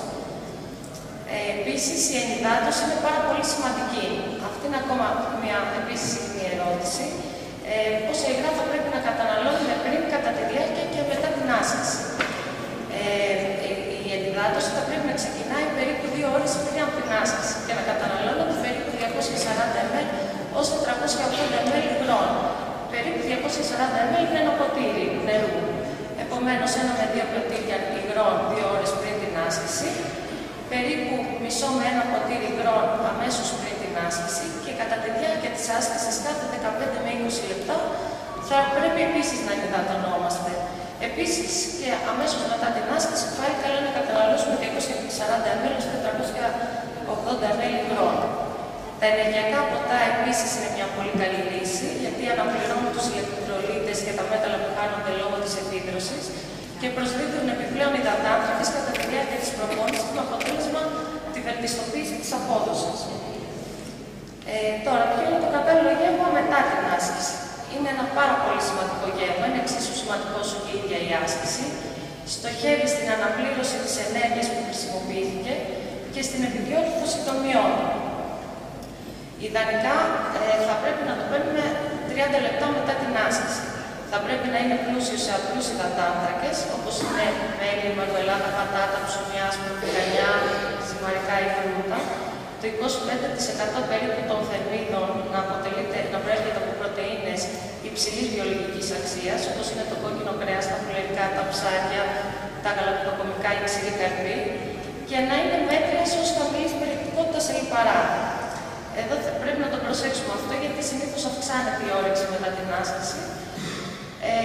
Ένα καλό γεύμα, ένα τέτοιο γεύμα θα ήταν ομελέτα με λαχανικά και ψωμί, ή μπαγκέτα λευκή με γαλοπούλα και τυρί, και γενικότερα οποιοδήποτε γεύμα περιέχει ζυμαρικά, πατάτες, ψωμί με μια μικρή ποσότητα πρωτεΐνης όπως κρέας, άπακο ή ψάρι, τυρί με χαμηλά λιπαρά και λαχανικά. Ποιο είναι το κατάλληλο είδος άσκησης για απώλεια βάρους. Εδώ ο συνδυασμός αερόβιας και αναερόβιας άσκησης είναι ιδανικός έτσι ώστε να πετύχουμε να χάσουμε κιλά. Να τα δούμε αναλυτικά. Η αερόβια άσκηση λέγεται αλλιώς καρδιαική άσκηση. Βελτιώνει την κατανάλωση οξυγόνου από το σώμα. Τέτοιες ασκήσεις είναι το τένις, η ποδηλασία, το περπάτημα, το τρέξιμο ή η πεζοπορία. Και είναι γενικότερα ασκήσεις που αυξάνουν την καρδιακή αντοχή και συνήθως έχουν μέτρια ένταση, 50-80% της μέγιστης καρδιακής συχνότητας και παρατεταμένη διάρκεια. Οι αναερόβιες ασκήσεις είναι ασκήσεις που αυξάνουν τη μυϊκή δύναμη ή αλλιώς τη μυϊκή μάζα. Είναι ασκήσεις ενδυνάμωσης με βάρη ή με μηχανήματα αντίστασης. Συνήθως έχουν μεγάλη ένταση και μικρή διάρκεια διατήρηση της άλυπης μάζας και στην καλύτερη λειτουργία των οστών, μιας και ενδυναμώνει τη μυϊκή μάζα. Οι ασκήσεις ενδυνάμωσης αυξάνουν περισσότερο το βασικό μεταβολισμό συγκριτικά με τις αερόβιες ασκήσεις, με αποτέλεσμα περισσότερη καύση λίπους, για να το πούμε απλά. Οι αερόβιες ασκήσεις είναι αυτές που συνήθως βελτιώνουν τη φυσική κατάσταση και είναι αυτές που σχετίζονται με την πρόληψη ασθενειών. Ποια ένταση μεγιστοποιεί την απώλεια λίπους? Εδώ ένας μύθος είναι ότι η μεγαλύτερη απώλεια λίπους γίνεται με χαμηλής έντασης άσκηση. Γενικότερα, όσο αυξημένη είναι η ένταση, τόσο περισσότερη είναι η κατανάλωση ενέργειας, δηλαδή οι συνολικές θερμίδες που δαπανώνται, οπότε αυξάνεται και η απώλεια λίπους. Εδώ σε αυτό το διάγραμμα μπορούμε να δούμε, να συγκρίνουμε χαμηλή σε ένταση άσκηση, μέτριας και πολύ υψηλής. Το 25-65-85 είναι ποσοστό της μέγιστης καρδιακής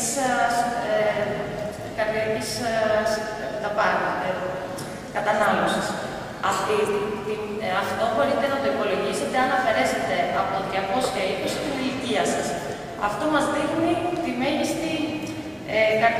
τη μέγιστη κατανάλωση οξυγόνου, οπότε η καλύτερη απώλεια λίπους γίνεται με μέτριας έντασης. Όπως θα δούμε, το χρώμα ΑΜΟ μας δείχνει ουσιαστικά πώς χρησιμοποιούνται τα λιπαρά οξέα του πλάσματος. Βλέπουμε ότι στη χαμηλή ένταση άσκηση είναι η χαμηλότερη ενεργειακή δαπάνη, παρόλο που τα λιπαρά οξέα χρησιμοποιούνται σε μεγαλύτερο ποσοστό. Απ' την άλλη, στη μεγαλύτερη ένταση άσκηση βλέπουμε ότι κυρίως καταναλώνεται το γλυκογόνο των μειών. Επομένως, η καλύτερη ένταση είναι η μέτρια ένταση ασκήσεις. Άρα, συμπερασματικά μπορούμε να πούμε ότι το γεύμα πριν την άσκηση πρέπει να εξασφαλίζει την επαρκή πρόσληψη υδατανθράκων, έτσι ώστε να διατηρηθούν τα αποθέματα γλυκογόνου και να αποφευχθούν συμπτώματα κόπωσης και εξάρτησης. Το γεύμα μετά την άσκηση είναι εξίσου σημαντικό ώστε να αναπληρωθεί η ενέργεια και να απολυθούν οι μύες και θα πρέπει να προσέξουμε να είναι χαμηλή ως μέτρια περιεκτικότητα σε λιπαρά. Ο ιδανικότερος τρόπος απώλειας βάρους για μέγιστη απώλεια λίπους είναι συνδυασμός ισορροπημένης διατροφής, αερόβιας άσκησης και ασκήσεων αντιστάσεων. Και η μέτρια σε ένταση άσκηση είναι αυτή η οποία συντελεί στη μεγαλύτερη απώλεια λίπους. Σας ευχαριστώ.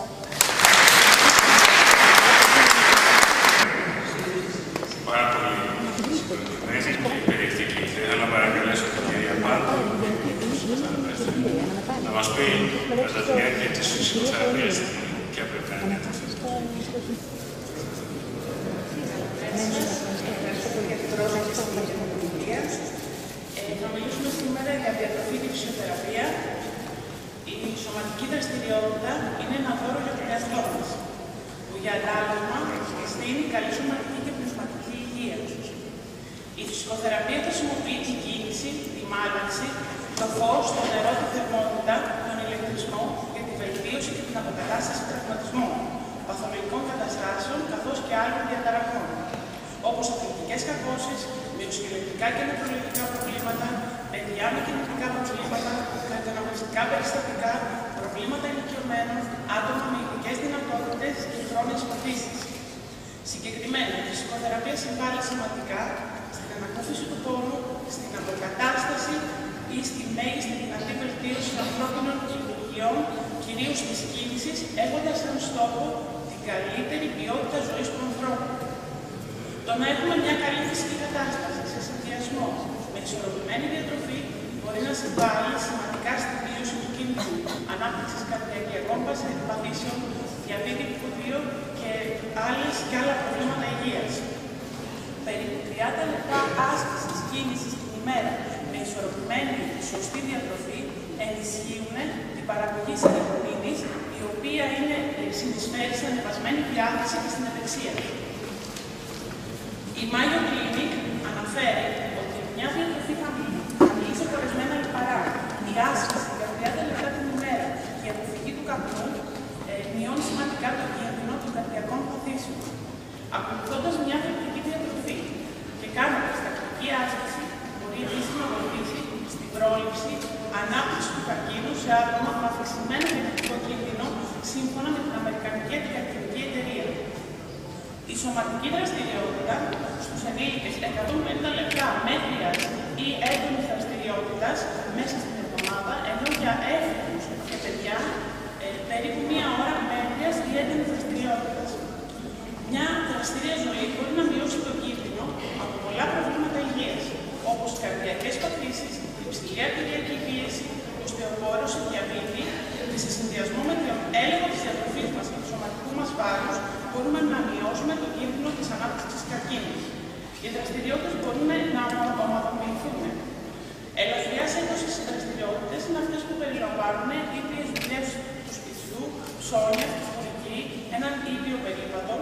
Μέτριας δραστηριότητας είναι αυτές που περιλαμβάνουν ένα πιεστικό περίπατο, χορό, ήπια ποδηλασία, κολύμπη.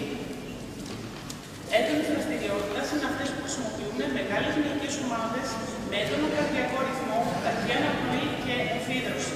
Δραστηριότητες είναι όπως το γρήγορο τρέξιμο, αερόβιο χορό, γρήγορη ποδηλασία.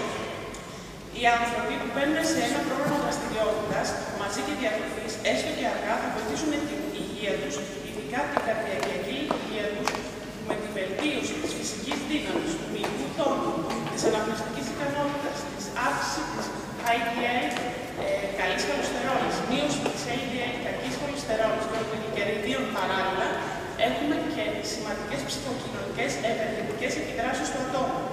Σε αυτές συμπεριλαμβάνεται η αναβολή της μυϊκής έντασης, που συνήθως προκαλεί το άγχος, κάτι που επιτυγχάνεται μέσω της βελτίωσης της αυτοεικόνας, του αυτοέλεγχου και της αυτοπεποίθησης του ατόμου. Μελέτες δείχνουν ότι η τακτική φυσική δραστηριότητα μπορεί να βοηθήσει το άτομο να ανταπεξέλθει ευκολότερα στο άγχος, βελτιώνει τη γενική του υγεία και προετοιμάζει το σώμα να λειτουργεί αποτελεσματικά σε καταστάσεις αυξημένου άγχους και στρες. Η απόδοση εξαρτάται από το πόσο αποτελεσματικά δουλεύουν οι μύες, οι οποίοι βασίζονται στον συνεχή εφοδιασμό ενέργειας πριν, κατά τη διάρκεια και μετά την άσκηση. Οι γεμάτες αποθήκες γλυκογόνου, στοσικότικες ουσμίες, σε συνδυασμό με την αποδοτική καύση του λίπους είναι απαραίτητα. Διατηρώντας μια ισορροπημένη διατροφή και επιλέγοντας τροφές με χαμηλό γλυκαιμικό δείκτη πριν και κατά τη διάρκεια της άσκησης και με υψηλό γλυκαιμικό δείκτη στο τέλος της άσκησης, μεγιστοποιείται η απόδοση ενώ αυξάνεται η αντοχή. Ένα πρόγραμμα ήπιας άσκησης θα μπορούμε να προτείνουμε μια προθέρμανση με ποδήλατο ή διάδρομο για 15 με 20 λεπτά, ανεβάζοντας σταδιακά την ένταση, συνεχίζοντας με διατατικές ασκήσεις σε όλες τις μυϊκές ομάδες άνω και κάτω κορμού και μετά ασκήσεις ελεύθερες, ενεργητικές, πλήρως εύκολης κίνησης για όλο μας το σώμα, αυχένα, άνω άκρα, ραχαίους και ηλιακούς κατά άκρα και τελειώνοντας με μια αποθεραπεία, ποδήλατο ή διάδρομο για 10 λεπτά. Το ποσό και η ένταση της δραστηριότητας μπορεί να αυξηθεί αργά με την πάροδο του χρόνου. Οι άνθρωποι που γυμνάζονται έχουν αυξημένες ανάγκες σε ενέργεια και σε θρεπτικά συστατικά. Ανάλογα λοιπόν με την ένταση και τη διάρκεια της άσκησης, καθορίζονται και οι θερμίδες. Είναι απαραίτητο να υπάρχει το κατάλληλο ενεργειακό υπόστρωμα, ώστε η απόδοση της άσκησης να είναι μέγιστη. Οι υδατάνθρακες είναι ιδιαίτερα σημαντικοί για τους αθλούμενους, γιατί αποτελούν την κυριότερη πηγή ενέργειας, γρήγορης ενέργειας για τον οργανισμό. Τροφές που είναι πλούσιες σε υδατάνθρακες είναι το ψωμί, τα μακαρόνια, το ρύζι, οι πατάτες. Μετά περνάμε στις πρωτεΐνες που καλύπτονται εύκολα από τροφές όπως το κοτόπουλο, το ψάρι, το κρέας, τα γαλακτοκομικά, τα όσπρια και η σόγια. Εδώ οι ανάγκες είναι ελαφρώς αυξημένες, χωρίς όμως πάντα να καταφεύγουμε στην υπερκατανάλωση. Αυτό που πρέπει να είναι περιορισμένο είναι το λίπος. Προτείνεται η βασική πηγή λίπους να είναι το ελαιόλαδο και τα φυτικά λίπη. Το ζωικό λίπος να είναι όσο το δυνατόν περιορισμένο.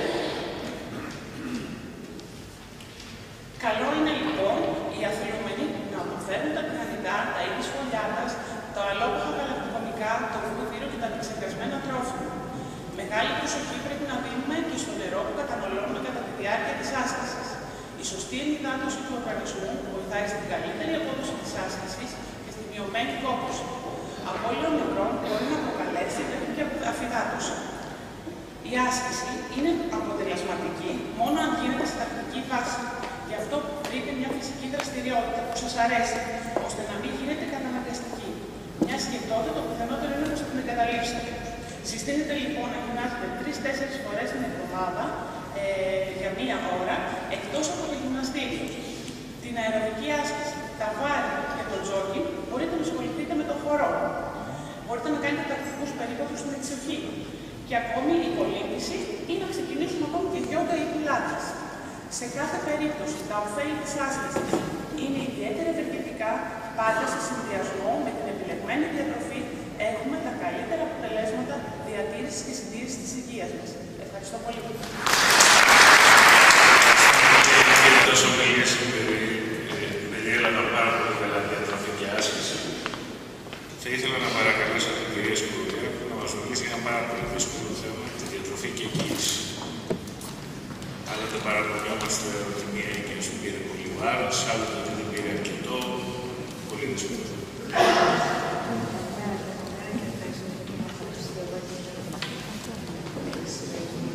Ευχαριστώ πολύ για την πρόσκληση.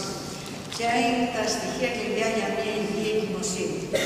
Είναι η επιθυμητή αύξηση του βάρους μας, η κατανάλωση μιας ισορροπημένης και επαρκούς εντατικά συστατικά διατροφής, κυρίως εσίδιο, ασβέσιο, ψευδάλο και φυτικό οξύ, η επαρκή πρόσληψη του φυτικού οξέως, ιδιαίτερα μέχρι την 12η εβδομάδα, η σωστή χρήση των συμπληρωμάτων διατροφής, περιορισμός στην καφεΐνη και αποφυγή αλκοόλ και άλλων υπολαγών ουσιών, όπως επίσης η υπερβολική πρόσληψη βιταμίνης Α. Έχω μια υγιή προσέγγιση στο φαγητό και τρώω με τον καλύτερο τρόπο, σημαίνει ότι έχω αποκτήσει την αίσθηση της ισορροπίας, κάνω καλές επιλογές στο σύνολο της ημέρας, καταναλώνω ευρία γκάμα τροφίμων σε καθημερινή βάση και λειτουργώ βάσει του αρχαίου λιτού πάνω μέτρων άριστο. Ο οδηγός διατροφής για μια εγκυμονούσα είναι γύρω στις 2.000 θερμίδες λόγω του ότι τείνουμε να διάγουμε μια αρκετά καθιστική ζωή. Περίπου οι εκτιμόμενες ενεργειακές ανάγκες μιας υγιούς ενήλικης γυναίκας μέσου βάρου που έχει και σωματικά ενεργό τρόπο ζωής είναι γύρω στις 2.400. Οι ενεργειακές ανάγκες λοιπόν διαφέρουν στο πρώτο τρίμηνο, στο δεύτερο τρίμηνο και στο τρίτο τρίμηνο και συνιστάται αύξηση περίπου 70 κιλοκάλωνα ημέρα στο πρώτο τρίμηνο, 260 στο δεύτερο και περίπου 500 στο τρίτο. Για οποιοδήποτε εγκυμονούσα, οι απαιτήσεις για ενέργεια και θρεπτικά συστατικά μπορεί να είναι υψηλότερες ή και χαμηλότερες και αυτό εξαρτάται από την ηλικία, το επίπεδο της σωματικής δραστηριότητας, το επίπεδο της ασθένειας, το δίκτυο μάζου σώματος. Υπάρχουν πίνακες από κατά πόσο πρέπει μια γυναίκα πόσα κιλά πρέπει να προσθέσει κατά τη διάρκεια της εγκυμοσύνης της και μια επιθυμητή αύξηση βάρους κυρίως θα έπαιρναν 10 με 11 κιλά. Αλλά ανάλογα το δίκτυο μάζου σώματος μπορεί αυτό να αυξηθεί λίγο ή να μειωθεί. Η εγκυμοσύνη και τα θρεπτικά συστατικά τα οποία θα πρέπει να προστατεύσουμε είναι κυρίως πρωτεΐνη, υψηλής βιολογικής αξίας και έχετε ακούσει αρκετά μέχρι τώρα. Ωμέγα-3 λιπαρά, τα οποία είναι απαραίτητα για την ανάπτυξη του κεφάλου του μωρού πριν και μετά τη γέννησή του. Φυλικό οξύ, το οποίο παίζει ένα πολύ ουσιώδη ρόλο στην δόση του υπρασιών του μετρικού σωλήνα. Τα ωμέγα-3 200 λιπαρά οξέα και θα κάνουμε έτσι μία σε αυτά, είναι το α-λινολεϊκό οξύ, το υποσοπεκανικό οξύ που λέμε τα ΕΠΑ, τα έχετε διαβάσει πολλές φορές σε συντρόφια διατροφής, το δόκοσα-ξαρμενικό οξύ, το DHA που λέμε, και το δόκοσα-πεντανικό οξύ, το DPA. Τα ωμέγα-3 λιπαρά οξέα είναι βασικά δομικά υλικά των κυταρικών μεμβρανών και συμβάλλουν πολύ στη δευτότητα και στη διαδρατότητα των μεμβρανών, στη πλαστικότητα των μεμβρανικών ενζύμων και υποδοχεύονται στη μεταβολή σημάτων. Άρα είναι απαραίτητα για να υπάρχουν στη διαδικασία της εγκυμόνησης. Και επιπλέον, το μητρικό γάλα, που να ξέρετε, περιέχει τα συντηρητικά πούφα, η περιεκτικότητά του ποικίλει και εξαρτάται από τα αποθέματα της μητέρας, της διατροφής, της κατά τη διάρκεια της σκήσης και του θυλασμού και τον αριθμό των δρομικών γύσεων. Άρα, η μια σωστή διατροφή με ωμέγα-3 παίζει πάρα πολύ σημαντικό ρόλο. Επίσης, πρέπει να ξέρετε ότι συνήθως 240 γραμμάρια μαγειρεμένου ψαλίδι την εβδομάδα παρέχουν περίπου 500 μιλιγκράμμ ανά ημέρα ΕΠΑ και DHA, που είναι μια αρκετά καλή κατανάλωση. Διότι για τις έγκυες και τις θυλάζουσες μητέρες 100 με 200 μιλιγκράμμ DHA την ημέρα είναι μια σωστή πρόσβαση. Το ψάρι είναι μια πλούσια σε ω3 λιπαρά οξέα, όπως επίσης μια πλούσια του α-λιπαρικού οξέως είναι ο λιναρόσφορος, το λινέλαιο, τα καρύδια, το καραμβέλαιο και το σογγέλαιο. Σχεδόν όλα τα ψάρια τα θαλασσινά πρέπει να γνωρίζουν οι μονούσεις περιέχουν ίχνη υδραργύρου, ωστόσο μερικά ψάρια περιέχουν υψηλότερα επίπεδα υδραργύρου, τα οποία μπορεί να βλάψουν το νοσομετικό σύστημα ενός ελληνικού μωρού ή ενός ζωγράφου του μικρού παιδιού. Ο κίνδυνος λοιπόν από το μυδράριο στα ψάρια και τα θαλασσινά εξαρτάται από την ποσότητα του τροφίμου που καταναλώνουμε και τα επίπεδα του περιοχού στο συγκεκριμένο τρόφιμο. Και γι' αυτό έχουν βγει οδηγίες από τον Οργανισμό Τροφίμων και Φαρμάκων της Αμερικής και από την Ομοσπονδιακή Υπηρεσία Προστασίας του Περιβάλλοντος και υπάρχει κατάλογος ποια ψάρια πρέπει να μην καταναλώνουν πολύ για τη διάρκεια της εκκυμοσύνης, όπως είναι καρκαλιές, ξεφύγες, μεσηλικός μουτρί, νεκρός μπαρκαλιάρος και ποια όχι. Επίσης, όσον αφορά τον τόνο, όλα τα είδη μπορούν να καταναλωθούν με εξαίρεση τον τόνο μακρύτερο τονάκι, όπως λέγεται, και το steak τόνο, τον οποίο η κατανάλωση δεν πρέπει να ξεπερνά τα 180 γραμμάρια την εβδομάδα. Χρειαζόμαστε ασβέστιο, ο στόχος είναι 1000 μιλιγκράμμ ανά ημέρα, πηγές πλούσιες είναι τα γαλακτοκομικά, η ταχίνη, η σαρδέλας, ο σολομός. Επίσης το σπανάκι πρέπει να γνωρίζετε ότι δεσμεύει την αγρόσφαιρα ασβεστίου, άρα δεν πρέπει να τρώγεται μαζί. Μία μερίδα ασβεστίου 300 μιλιγκράμμ, όπως ξέρετε, με ένα φατσάκι γάλα, λεόρου, φέτα, 30 γραμμάρια, υπάρχουν κατάλογοι για αυτά, αλλά απλώς θέλω να τονίσω ότι η διατροφή σας πρέπει να είναι πλούσια σε ασβέστιο, να είναι πλούσια σε σίδηρο και υπάρχει ο ελληνικός σίδηρος που είναι σηκώτη και κόκκινο κρέας και υπάρχει και ο νύχτος σίδηρος, ο οποίος μπορεί να προσλάβει οι κοινωνούς από τα κατέβαστα δημοφυλακά, τα δημοτριακά εκπαιδευμένα σε σίδηρο, ξηρούς καρπούς. Ο συνδιαμορώτης του σιδήρου βοηθάται πάρα πολύ όταν είναι μαζί με τρόφιμα τα οποία είναι πλούσια σε βιταμίνη C, ενώ μειώνεται όταν καταναλώνουμε ροφήματα όπως είναι ο καφές, το τσάι, το κακάο, το σπανάκι, το οποίο μειώνει την αντιμετώπιση του σιδήρου.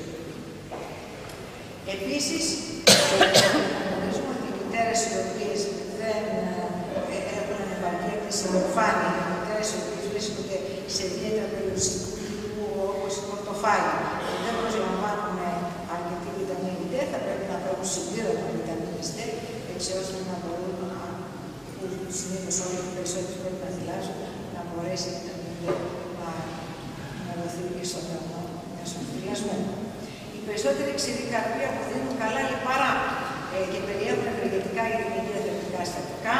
Τα καρύδια περιέχουν α-λινολενικό οξύ που μετατρέπεται στο ω3, είναι μια πηγή πολύ πλούσια και πρέπει να καταναλώνουμε αρκετά.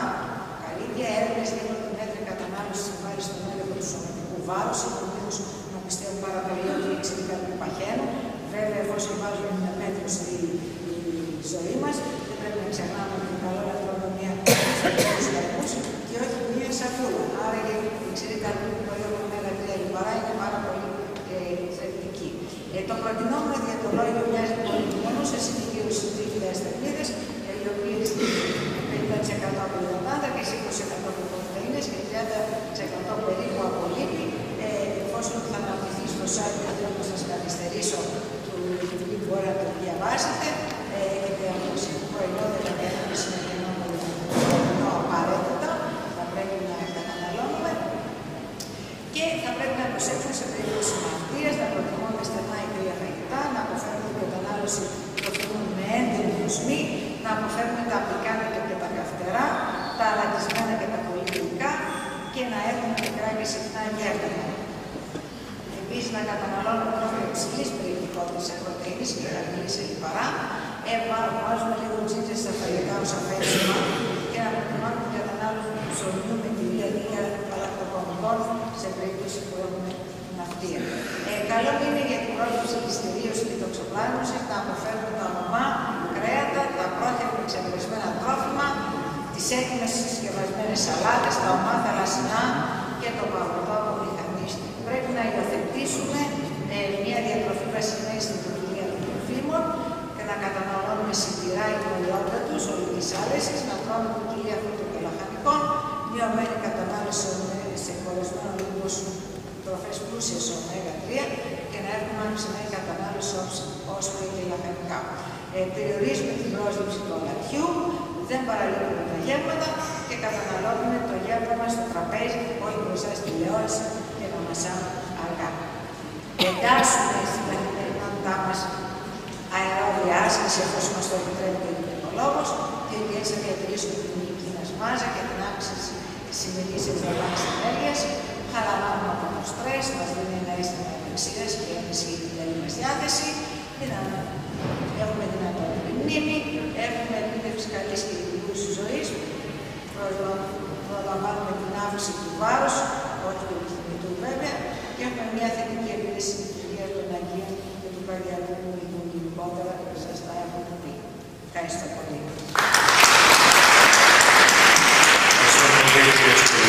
Θα κλείσουμε με αυτό που έρχεται φυσιολογικά στη ζωή, είναι το γύρας και η κυρία Δημοσχάκη θα μας πει για τη διατροφή κατά το γύρας.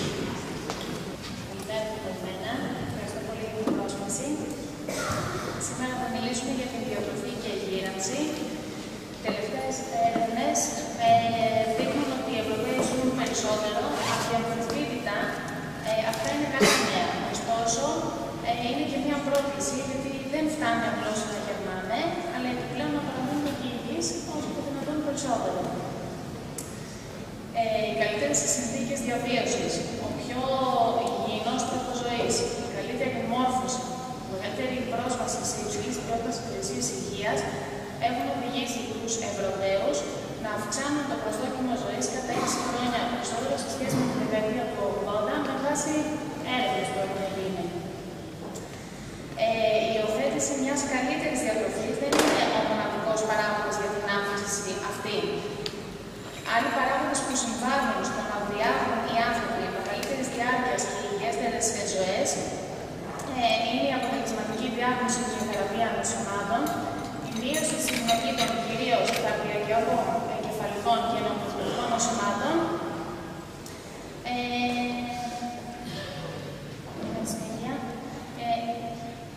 κύρια παθοφυσιολογική μεταβολή κατά τον γύρας σημαίνει ότι έχουμε μία έκπληξη των λειτουργικών κοιτάρων που οδηγεί σε επιβράδυνση των μεταβολικών διαδικασιών. Έχουμε μειωμένες ενεργειακές ανάγκες λόγω μειωμένης φυσικής δραστηριότητας και επιβράδυνση του βασικού μεταβολικού ρυθμού. Άλλες φυσιολογικές μεταβολές που έχουμε με το γύρας είναι η άλπη μάζα σώματος και η λιπόδη μάζα. Έχουμε μείωση της άλπης μάζας και αύξηση των αποφικών λίπους. Στους μυές μειώνεται σταδιακά η μυϊκή μάζα, κυρίως στους σχεδιατικούς μυές, λεγόμενη σαρκοπενία, και συστήνουμε τακτική φυσική δραστηριότητα για διατήρηση της δύναμης και των λειτουργικών ικανοτήτων. Έχουμε αύξηση βάρους, σύνθεση κατά την αύξηση της ηλικίας, και αυτή τροποποιείται με την φυσική δραστηριότητα. Γεύση και όσφρηση, μειωμένη γεύση έχουμε λόγω ασθενειών και φαρμάκων. Στοματική υγεία έχουμε διάφορες μεταβολές στην άνσαση και στην κατάπωση. Στην όρεξη και στην τύψη στους ενήλικες έχουμε ένα δύναμο αίσθημα πείνας και κορεσμού. Λοιπόν, η δίαιτα είναι ένας από τους πολλούς παράγοντες, τόσο βιολογικούς όσο και περιβαλλοντικούς, που παίζουν σημαντικό ρόλο στην γύρανση. Κάνοντας την σωστή δίαιτα, μπορούμε να επιδράσουμε στην διαδικασία της γύρανσης. Παρ' όλα αυτά, η επίδραση της δίαιτας παραμένει μια ανεξερεύνητη περιοχή στις σχετιζόμενες με την γύρανση καταστάσεις και είναι ασαφές το θέμα ποια θα είναι η βέλτιστη για υγιή γεράματα. Ωστόσο, γνωρίζουμε ότι ό,τι τρώμε επηρεάζει την ανάπτυξη της φλεγμονής. Η φλεγμονή είναι μια φυσιολογική διαδικασία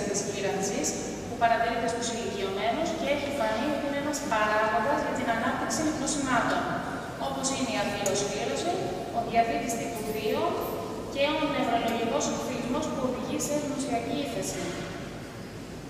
Τώρα, κάποιες ανάγκες στα θρεπτικά συστατικά. Ξεκινάμε με το πρώτο μάκρο στοιχείο που είναι η πρωτεΐνη και είναι το κύριο μεταβολικό χαρακτηριστικό της προχωρημένης ηλικίας, όπου μειώνεται ο ρυθμός της σύνθεσης και της αποδομής. Οι πρωτεϊνικές ανάγκες ή είναι ίδιες ή αυξάνονται σε σχέση με τις ενήλικες, οπότε είναι αναγκαίο η επαρκή πρόσληψη πρωτεϊνών για την κατάσταση των απολειών. Ωστόσο, πρέπει να υπάρχει μια προσοχή στην υπερπρόσληψη αυτών, λόγω του ότι η αυξημένη πρόσληψη οδηγεί σε αυξημένη απέτηση από τα ούρα και κυρίως επηρεάζει την νεφρική λειτουργία.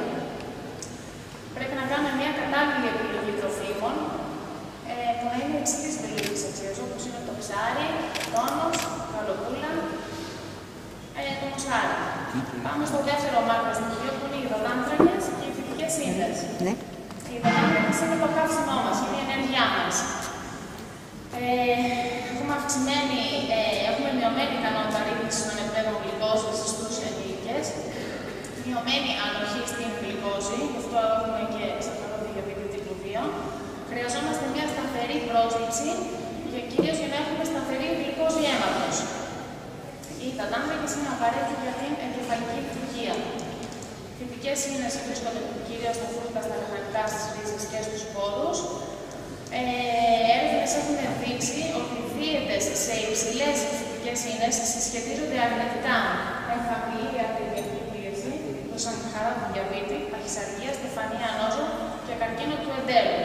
Η συνιστόμενη ημερήσια ποσότητα είναι 25 με 35 γραμμάρια ανά ημέρα. Λίπος, το τρίτο μάκρο στοιχείο, χρειάζεται μία προσοχή στην πρόληψη του λίπους. Αυτά διακρίνονται σε κορεσμένα και ακόρεστα, τα νος, κακά και καλά. Η αυξημένη πρόσληψη κορεσμένων αυξάνει τον κίνδυνο για καρδιοπάθειες και η αυξημένη κατανάλωση απαραίτητων λιπαρών οξέων διατηρούν μια καλή υγεία. Τώρα, οι ανάγκες σε βιταμίνες είναι αρκετές, θα το πούμε επικοινωνικά. Είναι η βιταμίνη D, όπου υποτετραπλασιάζεται με το γύρας, γιατί μειώνεται ο ρυθμός της σύνθεσής της, χρειάζεται επαρκή πρόληψη και έκθεση στον ήλιο. Επάρκεια σε βιταμίνη B12, θηλυκό οξύ και βιταμίνη 6. Είναι μια καλή πρόληψη για απώλεια νοητικών λειτουργιών. Η βιταμίνη 6 είναι εδώ που συμβάλλει στην διατήρηση των νοητικών λειτουργιών και για την όραση. Έχουμε το νερό και τα μέταλλα, όπου υπάρχει αυξημένος κίνδυνος για αφυδάτωση. Πολλοί περνάνε χρόνο και δεν καταλαβαίνουν ότι έχουν αφυδατωθεί. Περνάει χρόνος και δεν έχουν πει καθόλου νερό. Ο μηχανισμός της λήψης δηλαδή είναι διαταραγμένος. Και κάποια σημαντικά στοιχεία είναι ο σίδηρος, ο ψευδάρτιος και το ασβέστιο. Τώρα, η άσκηση μειώνει την αρτηριακή πίεση, μειώνει το σωματικό λίπος, την συχνότητα αριθμών και στιθάρχης, βελτιώνει την αντίσταση στην ινσουλίνη που κάνει ο οργανισμός, βελτιώνει τα επίπεδα των λιπιδίων, όπως επίσης τη διάθεση και την ποιότητα της ζωής μας και αυξάνει την αερόβια ικανότητά μας. Οπότε καταλαβαίνουμε ότι είναι πάρα πολύ σημαντική. Τέλος, να πούμε ότι οι βασικοί παράγοντες που επιβραδύνουν το ρυθμό γύρανσης είναι τα μικρά και συχνά γεύματα, να υπάρχει μια ποικιλία, απουσία έως μέτρια κατανάλωση υνοπνεύματος, διατήρηση σταθερού σωματικού βάρους, τακτικός και επαρκής ύπνος, αποχή από το κάπνισμα και τακτική φυσική δραστηριότητα. Αυτά. Νομίζω ότι τα διάφορα στάδια καλύφθηκαν με επάρκεια. Θα έχουμε ένα 10 λεπτό, 15 λεπτό το πολύ διάλειμμα και σε 15 λεπτά συνεχίζουμε. Λέγομαι Γιώργος Μητρίκος, είμαι καθηγητής πατολογίας λοιμόξεων, διευθυντής του Αττικό Νοσοκομείου. Και αυτά τα λέω γιατί έχει παραδομή θεμή και εμείς ακόμα. Μαζί με την κυρία Σκοπουλιάκου, που ξέρετε, θα προεδρεύσουμε σε 2 ομιλίες με θέματα που είναι βασικά σύγχρονα και ενδιαφέροντα για την διατροφή στη σύγχρονη κοινωνία. Και η πρώτη ομιλήτρια συνάδελφος σε βαθία Διαμάντη Καταράκη, είναι καθηγήτρια παθολογίας ενδοκρινολόγος, είναι στο νοσοκομείο Σωτηρία και διευθύνει την τρίτη πανεπιστημιακή παθολογική κλινική. Ευχαριστώ πολύ κύριε Πρόεδρε, ευχαριστώ πολύ για την τιμητική πρόσκληση του καθηγητή κύριο Συρίγο και τους οργανωτές αυτής της εκδήλωσης, η οποία είναι πολύ σημαντική, διότι έχει επιμορφωτικό ρόλο με μια διαδικασία κατά την οποία απλουστεύεται η επιστημονική γνώση έτσι ώστε να γίνει χρήσιμη στην καθημερινότητα. Και αυτό είναι ύψιστος σκοπός όλων των επαϊών, όλων εκείνων οι οποίοι ασχολούνται με θέματα υγείας. Θα μιλήσω για την παχυσαρκία. Το θέμα είναι ευρύ, το θέμα έχει πολύ συζητηθεί και πλανάται γύρω από αυτό το θέμα μία διάθεση ότι τι να κάνουμε. Κάποιοι άνθρωποι είναι καταδικασμένοι να είναι παχύσαρκοι και κάποιοι, ό,τι και να κάνουν, δεν θα μπορέσουν να ξεφύγουν από αυτή την παγίδα της παχυσαρκίας με όλα τα επακόλουθα που είμαι σίγουρη ότι τα έχετε διαβάσει όλοι πάρα πολλές φορές και τα έχετε ακούσει πάρα πολλές φορές. Εγώ σήμερα θέλω να πω δύο πράγματα. Πρώτον, ότι από τη μία πλευρά δεν είμαστε εντελώς καταδικασμένοι και ακόμα υπάρχουν κάποιες γενετικές προδιαθέσεις για την παχυσαρκία.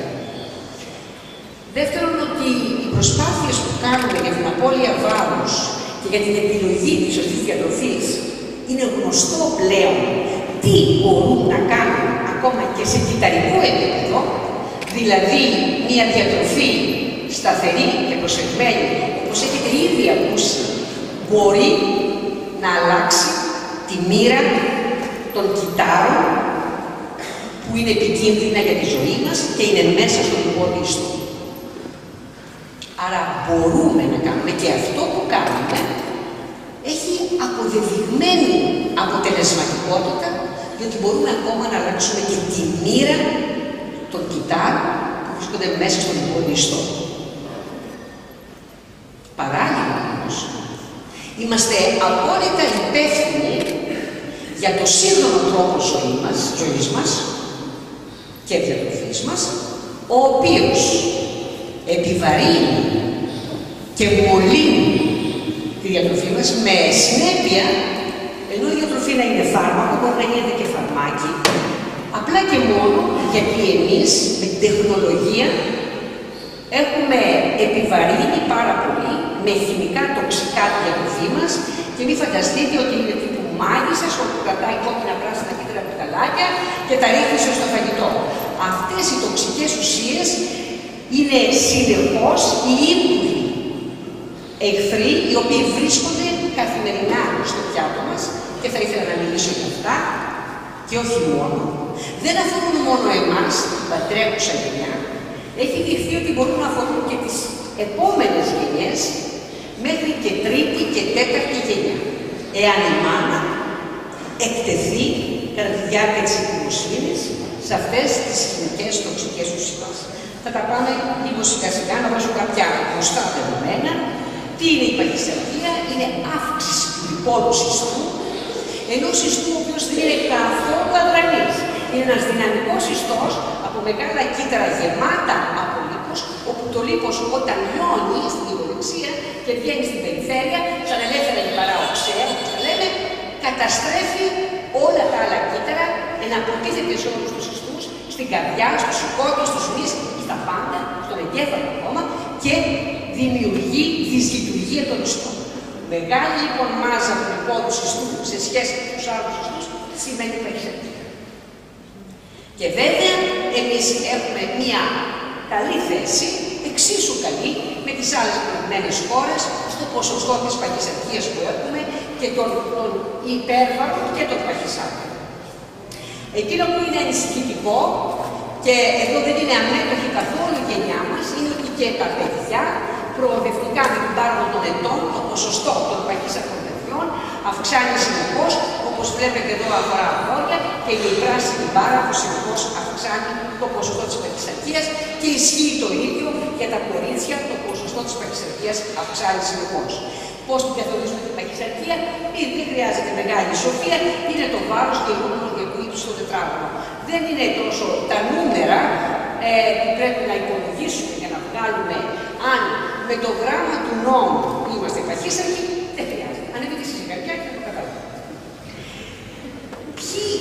Θέλω να σας ρωτήσω λιγάκι πίσω από τα φαινόμενα τι μπορεί να φταίει για αυτή την παχυσαρκία. Η παθοφυσιολογία της παχυσαρκίας, η οποία είναι πολυπαραγοντιακή. Μπορεί να είναι η έλλειψη φυσικής δραστηριότητας, μπορεί να είναι ψυχολογικοί παράγοντες, διαιτητικές συνήθειες, κοινωνικές, οικονομικές, βεβαίως οι διαιτητικοί παράγοντες, νοσήματα που είναι στο υπάρχον μέρος, όπως είναι οι διαταραχές της λειτουργίας του πυλοειδούς, διαταραχές της λειτουργίας όσον αφορά την παραγωγή και τη δράση της κορτιζόλης, φάρμακα τα οποία δίδονται για την ψυχική θεραπεία, ψυχοφάρμακα, φάρμακα τα οποία δίδονται για την διόρθωση της διαταραχής της γονιμότητας, είναι φάρμακα τα οποία μπορεί να συμβάλλουν στην παχυσαρκία με κοινό παρανομαστή πάντα την ευξημένη πρόσληψη τροφής και τη μειωμένη κατανάλωση της τροφής, άρα μειωμένη άσκηση. Εκεί που θα αφιερώσω ιδιαίτερο χρόνο και είναι λιγότερο γνωστό, είναι το κομμάτι των περιβαλλοντικών παραγόντων. Μόνο αυτή τη διαφάνεια που λίγο είναι έτσι ιατροφέρμη, αλλά πρέπει να το έχουμε λίγο στο μυαλό μας σαν σχήμα, ότι η παχυσαρκία, δηλαδή ο ευξημένος λιπόδης ιστός του παρατάτου, δεν είναι ένα ανεξάρτητο όργανο που είναι κάτω από το δέρμα μας ή μέσα στη δουλειά μας, είναι ένα συστός διάκητος παραγού, ο οποίος ελέγχεται και από τον εγκέφαλο και ελέγχεται και ελέγχει, καθώς επίσης ελέγχεται και ελέγχει και το νοσοποιητικό σύστημα και το ποιότητα αυτός είναι λιπόδης ιστός. Πέρα από τα λιπόδη κύτταρα που φανταζόμαστε σαν μπαλώνα γεμάτα λίπος, ανάμεσά έχει κάποια κύτταρα πολύ σημαντικά τα οποία καθορίζουν και την ποιότητα του λιπόδους ιστού, ο οποίος βάσει αυτών των κυττάρων μπορεί να γίνει δηλητηριώδης ή λιγότερο επιβλαβής για τον οργανισμό. Δεν σημαίνει ότι κάθε φορά που αυξάνει ο λιπόδους ιστός σημαίνει και κίνδυνο για τη ζωή μας. Η ποιότητα του λιπόδους ιστούς έχει διαφορά. Και θα το δούμε εδώ.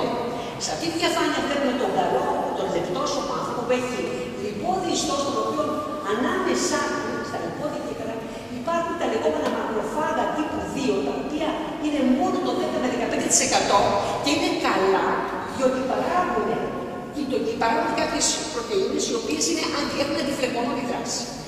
Αν λοιπόν έχει κανείς ένα λιπόδι ιστό που έχει πολλά από αυτά τα τύπου τα μακροφάγα, έχει έναν καλό λιπόδι ιστό.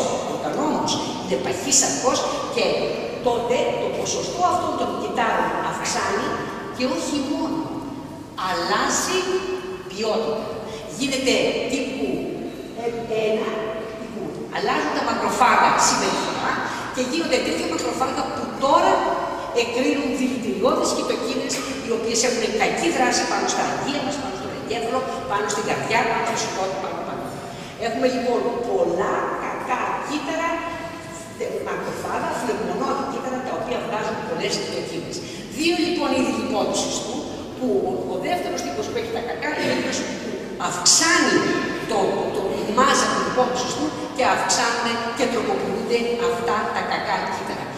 Κρατήστε αυτές τις δύο κατηγορίες κυττάρων, γιατί θα ακολουθήσουν και τα καλά νέα για αυτές τις δύο κατηγορίες κυττάρων. Που είπαμε ότι αυτά τα κύτταρα για κυτοκίνες οι οποίες είναι δηλητηριώδεις για κάθε ένα κύτταρο.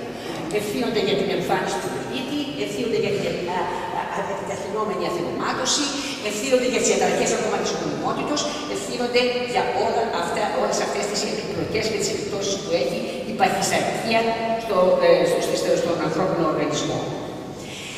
Και βεβαίως δεν καταλάβουμε λίγο τι γίνεται, ότι αυτά τα μεγάλα κύτταρα, τα λιπόδη κύτταρα, όσο φουσκώνουν, όσο τρώμε πολύ και φουσκώνουν αυτά τα κύτταρα και γινόμαστε παχυσαρκοί, αυτά τα κύτταρα γύρω περιβάλλονται από τα μακροφάγα, δημιουργούν τη ρήξη, τη λιπόλυση και βγαίνουν τα ελεύθερα παραοξέα, όπως είπαμε πάλι και εγκαθίσατε σε όλα τα όργανα, όπως βλέπετε εδώ στους μυς, στο ύπαρ, στο πάγκρεας, στην καρδιά και στο εγκέφαλο.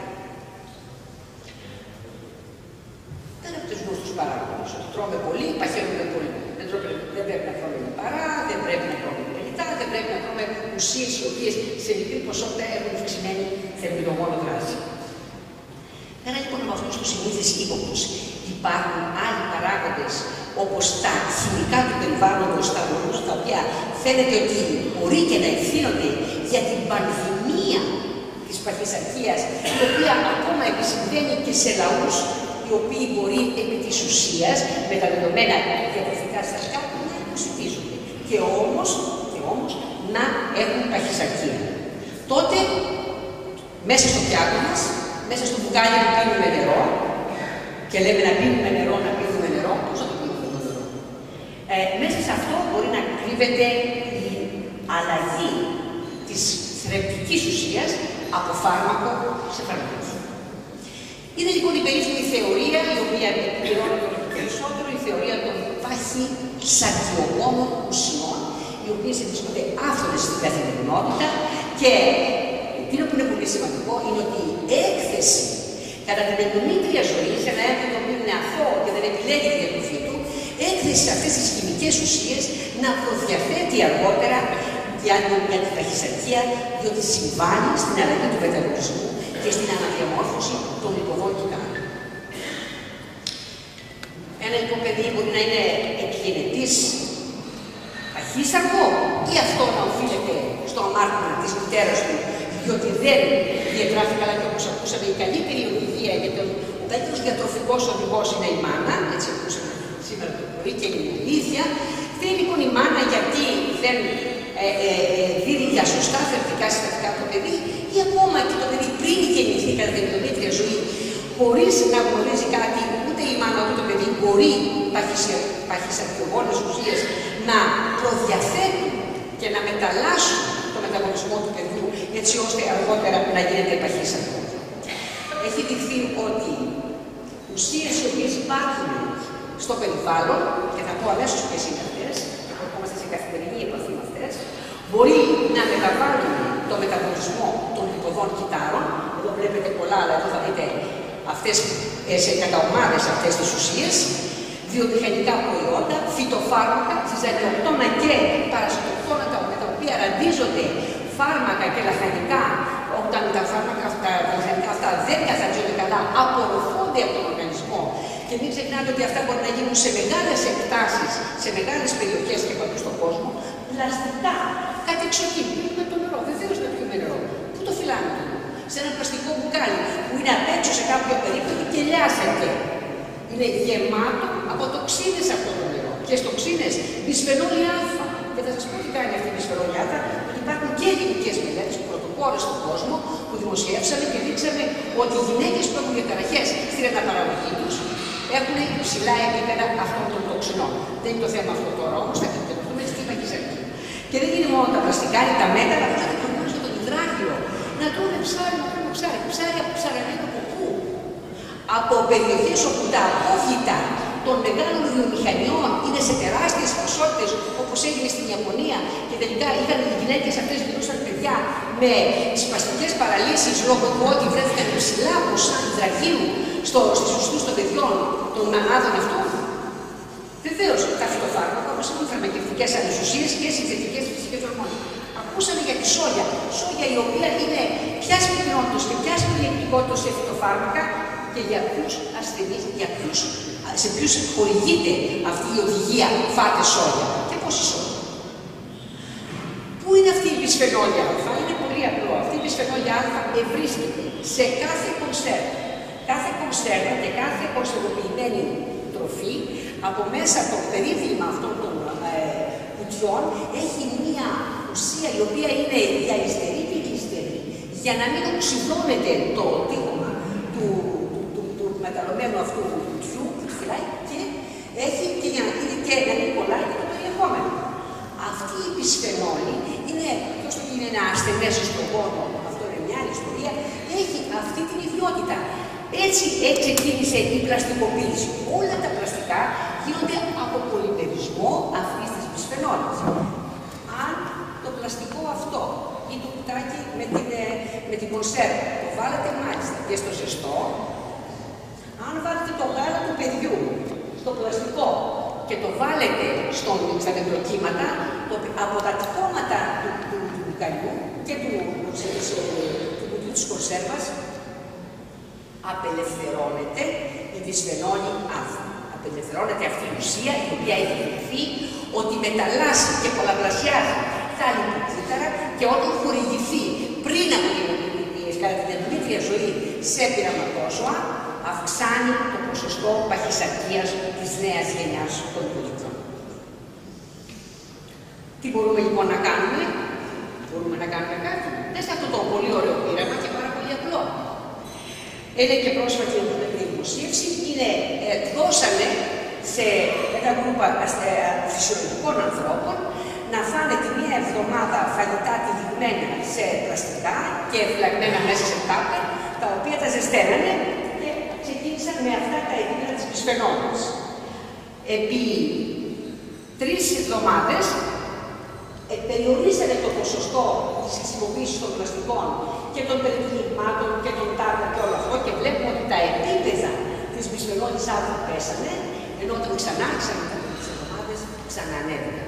Άρα τα καλά νέα είναι ότι βεβαίως και μπορούμε, περιορίζοντας τη χρήση συγκεκριμένα εδώ των πλαστικών, τόσο για τη φύλαξη των τροφών, όσο κυρίως για το ζέσταμα του φαγητού, όπου εκεί αυξάνεται η απελευθέρωση από τα κυκώματα των τοξικών αυτών ουσιών, όπως είναι η μπισφενόλη, υπάρχουν και τα διφενήλια και το καθεξής, ανάλογα τι συνθέσεις κάνουμε για να φτιάξουμε το ταπεράκι, το οποίο έχει πολύ ωραία χρώματα, μοβ, πράσινα, κίτρινα και έχει μέταλλα μολύβου μέσα, εν πάση περιπτώσει, το βάζουμε, ζεσταίνεται και όλα αυτά περνάμε σε τροφή και μετά τρώγοντας το έχει δειχθεί ότι απορροφάται από το πεπτικό σύστημα και είναι αποτελείται στους ιστούς. Βεβαίως είναι πολύ σημαντικό να αλλάξει ο τρόπος διατροφής, να τροποποιήσουμε και τον τρόπο με τον οποίο διατρεφόμεθα, όχι μόνο στην ποιότητα και στην ποσότητα, αλλά και στον τρόπο με τον οποίο χρησιμοποιούμε τα διάφορα υλικά για να φυλάξουμε τα διάφορα τρόφιμα. Η φαρμακευτική αντιμετώπιση έχει μεγάλο μέρος στην αντιμετώπιση της παχυσαρκίας, χωρίς όμως δραστικά και μόνιμα αποτελέσματα και όλα τα φάρμακα τα οποία έχουν δοθεί έχουν αποσυρθεί ένα ποσοστό που ξεπερνάει το 50% διότι έχει πάρα πολλές παρενέργειες. Τι μπορούμε να κάνουμε? Μας λένε ότι πρέπει να σταματήσουμε να τρώμε και πρέπει να αλλάξουμε τη διατροφή μας. Σημαίνει αυτό κάτι? Μπορούμε στην πραγματικότητα, επιλέγοντας σωστή διατροφή, χαμηλή για παράδειγμα σε λιπαρά, να βελτιώσουμε και να αλλάξουμε τη μοίρα των κύτταρων μας? Μπορούμε δηλαδή να μετατρέψουμε τα κακά κύτταρα που ήταν ανάμεσα στον υπόδιστό του παχύσαρκου ατόμου σε καλά κύτταρα του λεπτόσωμου ατόμου?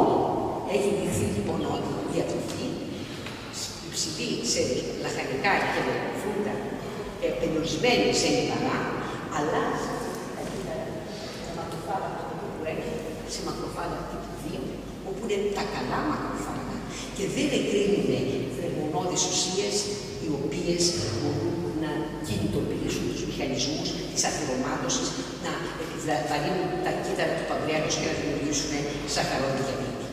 Ατέλειωτη εξηγήσεις των φαρμάκων, δεν θα δούμε σε αυτές τις διαδικασίες. Η χειρουργική αντιμετώπιση είναι ένα μεγάλο πρόβλημα με πάρα πολλές μετέπειτα επιπλοκές. Γι' αυτό το λόγο επιλέγεται μόνο σε επιλεγμένα άτομα με θανατηφόρα παχυσαρκία, όπου κινδυνεύει η ζωή τους από την παχυσαρκία και τότε και μόνο τότε επιλέγονται οι διάφορες επεμβάσεις στο πεπτικό σύστημα για να επιτύχουμε τη διόρθωση του σωματικού βάρους και τον περιορισμό των επιπλοκών της παχυσαρκίας, ανταλλάσσοντας το εν μέρει με τις επιπλοκές των χειρουργικών επεμβάσεων.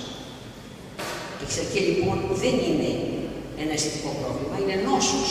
Η παχυσαρκία έχουν αυξημένη ευθυτότητα και όπως έχει ήδη ακούσει σήμερα, το σημαντικότερο μήνυμα είναι ότι η αντιμετώπιση της είναι η πρόληψη.